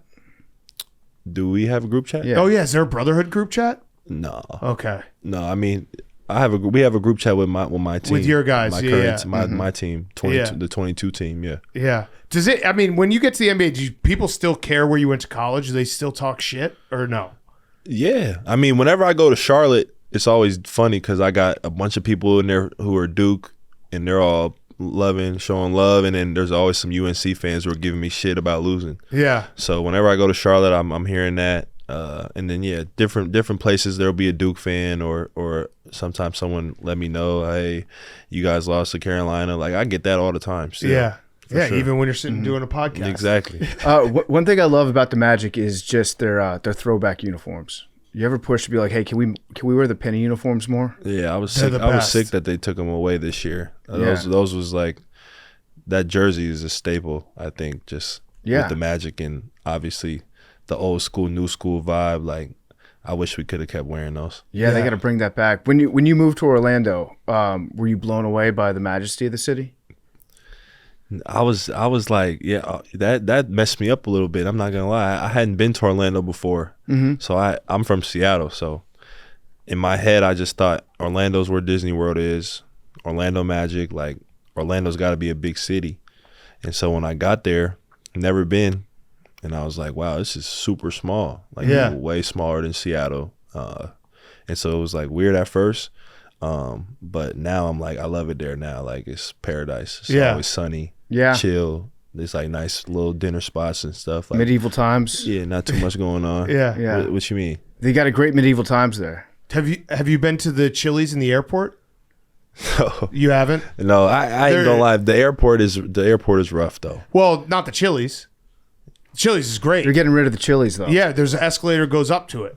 Stairway to heaven. I don't like eating in airports though. So nah, go to that Chili's. Change your mind. You kind of breeze by the medieval time. You've never been to medieval times? No, you gotta tell me about that. Oh, it's dinner, and you also get to watch a bunch of knights like joust each other and fight each other with swords and shit. Yeah, really. It's a great time. Maybe we should do a team dinner there or something. Yeah, that would rock. Yeah. Yes.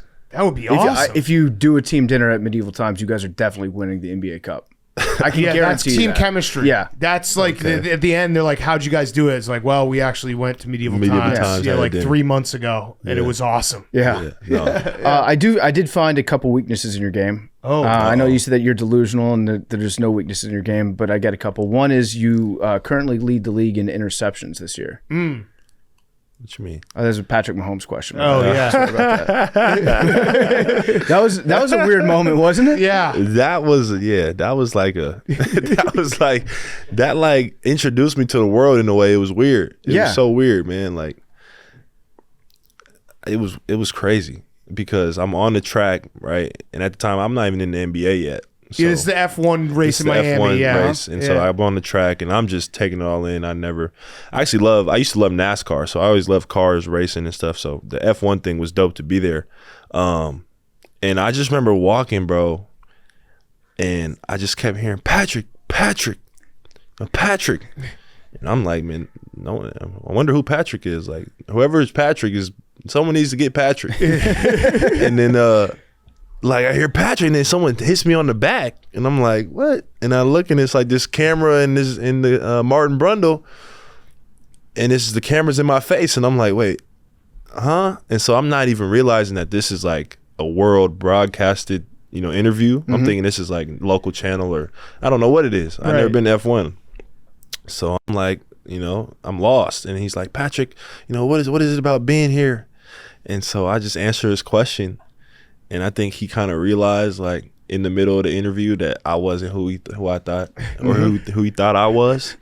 And so, it was like a 45-second interview, and he walked off. I walked off, and then, like, right after that, like, my phone just started going nuts. Like, So funny. everyone started blowing me like, yo, you was just on TV, bro. He just thought you were Patrick Mahomes. He just chased you. He just chased you for, like, a minute, and thought you were Patrick Mahomes. And so that was like the running joke. And then the next year at F1, I actually, hung out with Pat Mahomes a little bit. So that's we perfect. linked up. It was cool. Yeah, that's perfect. All right, well, Paolo, this has been awesome. I got one last question for you. It's a rowback question. RHOBACK.com. Promo code TAKE, 20% off your first purchase. Q-zips, polos, hoodies, joggers, shorts. Rowback.com. So rookie of the year, all-star. Do we want to say that you're going to win an MVP at some point? Be the first to report it. Could we be the first to report that Paolo Banchero is going to win the MVP one year?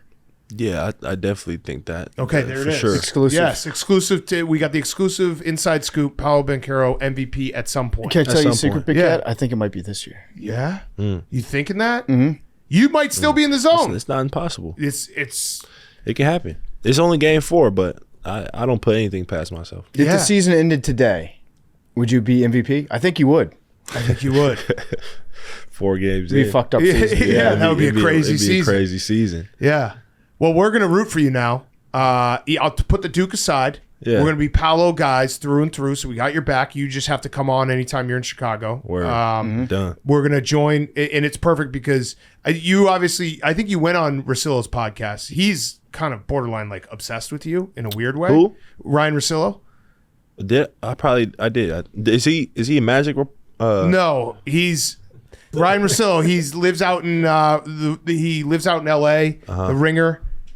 He's the Ryan a Russillo strong guy, podcast. shaved head. Yeah. Strong guy. I White think dude, very I know white. him out, but Did you I've go been on his show. Yeah, you've been on his show. He like Have I been on his show? Yes. Okay, yes, yeah, I bet. yeah, you've been on his show. He would like die for you. He's a Paolo rider, Dope. and so now we're gonna just go onto his block and we're gonna take it over. So we'll be with him, but we're gonna say we were there first. Okay. Yeah. Yeah, we got your back. We got your back. We'll beat the fuck out of Russillo. Yeah. We don't want him to get his stink on you. Yeah. No, he He loves gets you. obsessed with guys. Yeah, and he's sometimes. one of your guys. That's so it's what's up. good to have like media people. There's a couple of media people who have your back, I would assume. Yeah, I mean, yeah, you guys are the ones that reach everybody. You get people listen to what you guys say, man. Yeah, Look, I'm which is willing- scary. That's a scary thing to think about. I'm already willing to go to war for you. Do you have any enemies out there? None that you got to take care of, man. All right, you let I us will. know. Yeah. Yeah, if it pops up, let us know. No, I will. Yeah. I will. Because I'll show you later what I made a little card for all my Coach K slander facts, and I was handing them out in New Orleans, so I can get to work for you. You give me the name. You know what? Did you make a video doing that? Yeah, I was just handing them out. I think I saw that. Yeah. That's crazy. I was handing it to like old ladies, and they were just like, "Whoa, I didn't know Coach K, Pete Gaudette. I didn't know that he did this." Yeah, I was opening minds. We're probably the best assholes that you can have in your corner online. I bullied a horse off Twitter one time. Yeah. Made his fat ass quit. Kentucky Derby Nyquist, that winner? That fat bitch won the Kentucky Derby. Then he got fat and out of shape and did load management. Yeah. And didn't even compete in is the Preakness he bowed out of. So he got him off. So he didn't have that dog in him. Yeah. Gave him shit, and then he logged offline. Yeah. Gone. So yeah, if you need anybody to log off, you let us know. We're on it. That's what y'all do. I got it. Well, Paolo, thanks so much, man. We really appreciate you coming by. And anytime you're in Chicago, we'd love to have you on. So you're a recurring guest. You actually have to legally. That's the deal. Yeah. No. Once you come on once, you legally have to come on every time. I actually enjoyed this, man. Oh, okay. There we go. I love that. We can rock with this. Yeah. If like Russillo asks you in the future, like you've been on part of my take, you guys say, "Yeah, I know those guys. Yeah. I love those guys." Yeah. I definitely. I mean, this is like a whole thing right here. So, and we don't really ask normal questions. I would say for the most part because we're stupid. So. That's how this one goes. That's how these interviews Very go. dumb. Yeah. But yeah, thank you so much, man. Appreciate it. Appreciate you guys, man. Thank you. Paolo is brought to you by Simply Safe. If you're like me, the safety of your home and loved ones isn't just a priority, it's your everything. The problem is old school home security systems only take action once someone is already inside your home. Simply Safe Home Security is changing that with its new Active Guard outdoor protection. It's the only home security that's designed to prevent crimes before they happen. With Active Guard, Simply Safe's 24/7 monitoring agents keep a close watch over your property, and they actually stop crimes before they happen. The cameras use advanced AI to tell the difference between friendly faces like family and neighbors and potential threats, alerting agents to suspicious individuals before they get close to your home. These agents can talk directly to the intruder, sound a loud siren, flash lights, and even alert the police.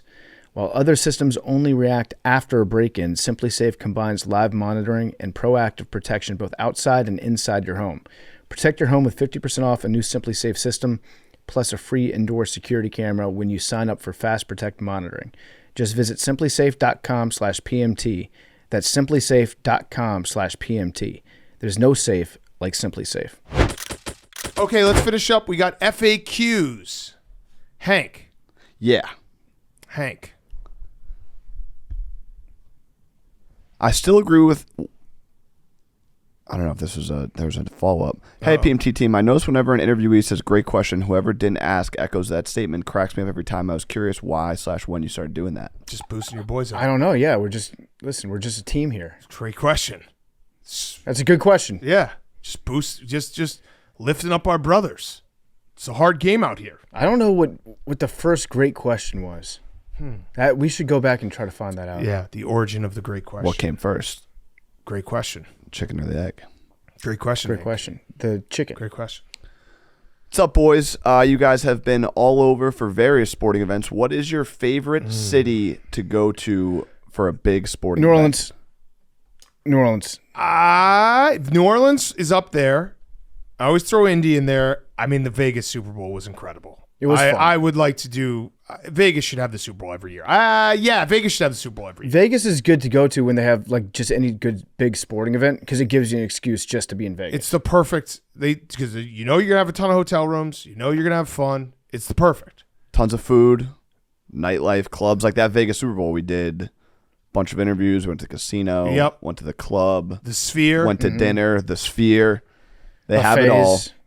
F1 is there. F1, yeah. End of the month. Yep. And guess what? It will rock because that's what Vegas does. I think Vegas might be back. Did it ever leave? I think it left for a little bit, and now it's all the way back. I missed the Tunnel of Chaos. Yeah, the Tunnel of Chaos I do is pretty too. good. Oh, they should name. I wonder if the F1 track has a tunnel in any of them. Name it the Tunnel of Chaos. Just go through the Just Tunnel of rains Chaos. money. Yeah, Dana White's just on top of a bridge throwing buckets of cash on the drivers. Yeah. The race is going through the Strip. Oh. And it might be a championship race. Hell yeah. The season's coming to an end, so that might be the deciding race. If you're in Vegas, you could see, either, what is it, the Daniel Ricciardo. Constructors Championship Yeah. or the individual championship. Yeah. Daniel Ricciardo also retired. You never know. He could be You there. never It's know. like Brett Favre. Danny Rick. Lando. He's back. It's Lando's year. Yeah.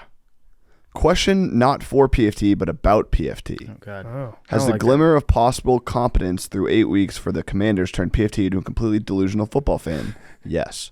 Let's look at the wins. Giants, ass. Bengals, ass. Cardinals, ass but frisky. Browns with Deshaun, ass. Panthers, mega ass. Bears, loser franchise.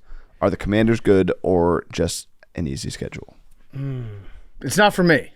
I can't answer this. I can, yes. I think they're good. You can answer it? Well, the question was, has this Commanders team turned PFT into a completely delusional football fan? Guess what? The Commanders also, the rest of their schedule's got a lot of ass on it, too. There's a lot of ass in the NFL right now. Yeah. They have the Giants, the Steelers. Those are tough or the Steelers would be a tough game. Eagles, tough game. Then they play the Cowboys, Titans, Saints. I mean, I see the, and then they finish with the Eagles, Falcons, Cowboys. I see at bare minimum another 4 wins, easy. Don't say bare minimum. Okay. I don't think I'm delusional. I know the question's not for me. I don't think I'm delusional. I just think that I know that you have a guy when you got a guy. And I think that we got a guy. And I think that this guy, that's why I said, I'm not saying Super Bowl this season. I'm saying we could win a playoff game this season. I don't think we're a Super Bowl team. I think that the Super Bowl window is open because we have a guy, and he's the guy, and he's on his rookie contract. And we've got one of the, I don't know if we have the most cap space, but definitely top 5 cap space. I think you guys, are pretty in the you're NFL. 1 or 2. And yeah, and then we're going to get a new stadium in the next 4 years. So yeah, I don't think it's delusional to say that I'm existing inside of a Super Bowl window right now. Yeah, you are inside a Super Bowl window. I haven't jumped out yet. Next year. But the window based on plans. Next year. But we should operate as if the window is open. Operate under the window being open. The window's cracked right now, and I'm thinking about opening it up. There's a nice draft that's coming through. Sup, boys? Not an FAQ, but I am a disgruntled Giants fan reliving the same torturous season over and over again. Was thinking about this today as now the Jets' collapse is official too. Do you think if the Jets and Giants combined rosters, they would win the Super Bowl? I like to think yes, but these franchises are so cursed I don't know anymore. Whose helmets do they wear? Giants? Probably. Yeah, maybe. Who's the quarterback? Rodgers. Okay. Who's the coach? Dable. Rodgers. Table. I mean, Dexter Lawrence on that defensive line would stop a lot of those run problems. Malik Neighbors finally get the Jets some help at wide receiver. I think they could. Yeah. They go to the AFC. Well, they go to the AFC and NFC Championship game, I guess. Mm-hmm. They could. I mean, add Notre Dame in there because Notre Dame has more touchdowns than the Jets and Giants in MetLife Stadium this year. I don't know if you guys saw that stat. I did not see that. Insult stat going around. Did you see that, memes? Did you see that stat? I memes? seen it. We haven't played many home games. Yeah. I think it was 7 for Notre Dame. I think it was 5 for the Jets. Yeah, Jets have 5. And Giants have 1? I think 2. 2. Who owns the team in this scenario? Mr. Mara or Mr. Mara. Johnson? Has to be Mr. Mara. Has to be Mr. Johnson can't own this team. Yeah. I think you get Belichick to coach. They'd be pretty good. They'd be He would pretty coach good. for half the game. Yeah, they'd be pretty good. All right. Last one? If the Bears or Commanders don't win a Super Bowl until after y'all have retired from the show, will we get a one-night-only live reaction pod? Yeah. Yeah. Yeah, I'll do it. Guaranteed. I'll do it. Yeah. There should be a window, though. Actually, no window. No. We've been window. 80 years old. Yeah, 80 years old. Yeah, we'll do it. We'll do it. Yes. Just put one up. That would be fun. What about if we lose a Super Bowl? I think we should do that too. Also Yeah. that. There will be a post-mortem. If the Bears or Commanders are in the Super Bowl, you'll get a podcast no matter how old we are. Mm-hmm. That's fair. But you have to stay subscribed to Part of My Take. You never unsubscribe. Just pop it up. A ghost podcast. Yeah. It's like, oh, I thought these guys were dead. Memes is saying something. What are you saying, Memes? We need people to start subscribing again. There's a new tab on Apple Podcasts that's like most subscribed shows, and we're not in the top 100. Oh, Okay. So let's So, subscribe. yeah, So- we need everybody to subscribe. Tell you what, please. subscribe. Let's bring back roast for a little bit. Yeah. How about that? Next week we'll do roast. Subscribe. Leave a 5-star roast on the podcast. Yep. Or a 5-star rating on the podcast, and the comment for it. Just roast the fuck out of us. Yep. And we will read the funniest roasts. Yeah. Love that. Love that. Okay. Today's Lottery Ball segment is brought to you by Jackpocket, America's #1 lottery app. Order Mega Millions, Powerball, and other official state lottery games on your phone with Jackpocket. New customers get a free ticket using code PMT. That's code PMT. Download the Jackpocket lottery app today. It's super easy, and you could maybe win some Mega Millions or Powerball with Jackpocket. It's an app on your phone, and you can get their free ticket using code PMT. All right, Let's do 5. numbers. You get 5. I got 19. 5 3. on it. You technically said 5 before I said numbers. All right. So I'll if wait- I'll anyone wait. would like 5, they can take 5. Would anyone like 5? 5. Oh, 17. Max, I knew you'd do that. 3. I know you want 5. I'll take 1. 99 per. Hank, what do you got? 19. 21.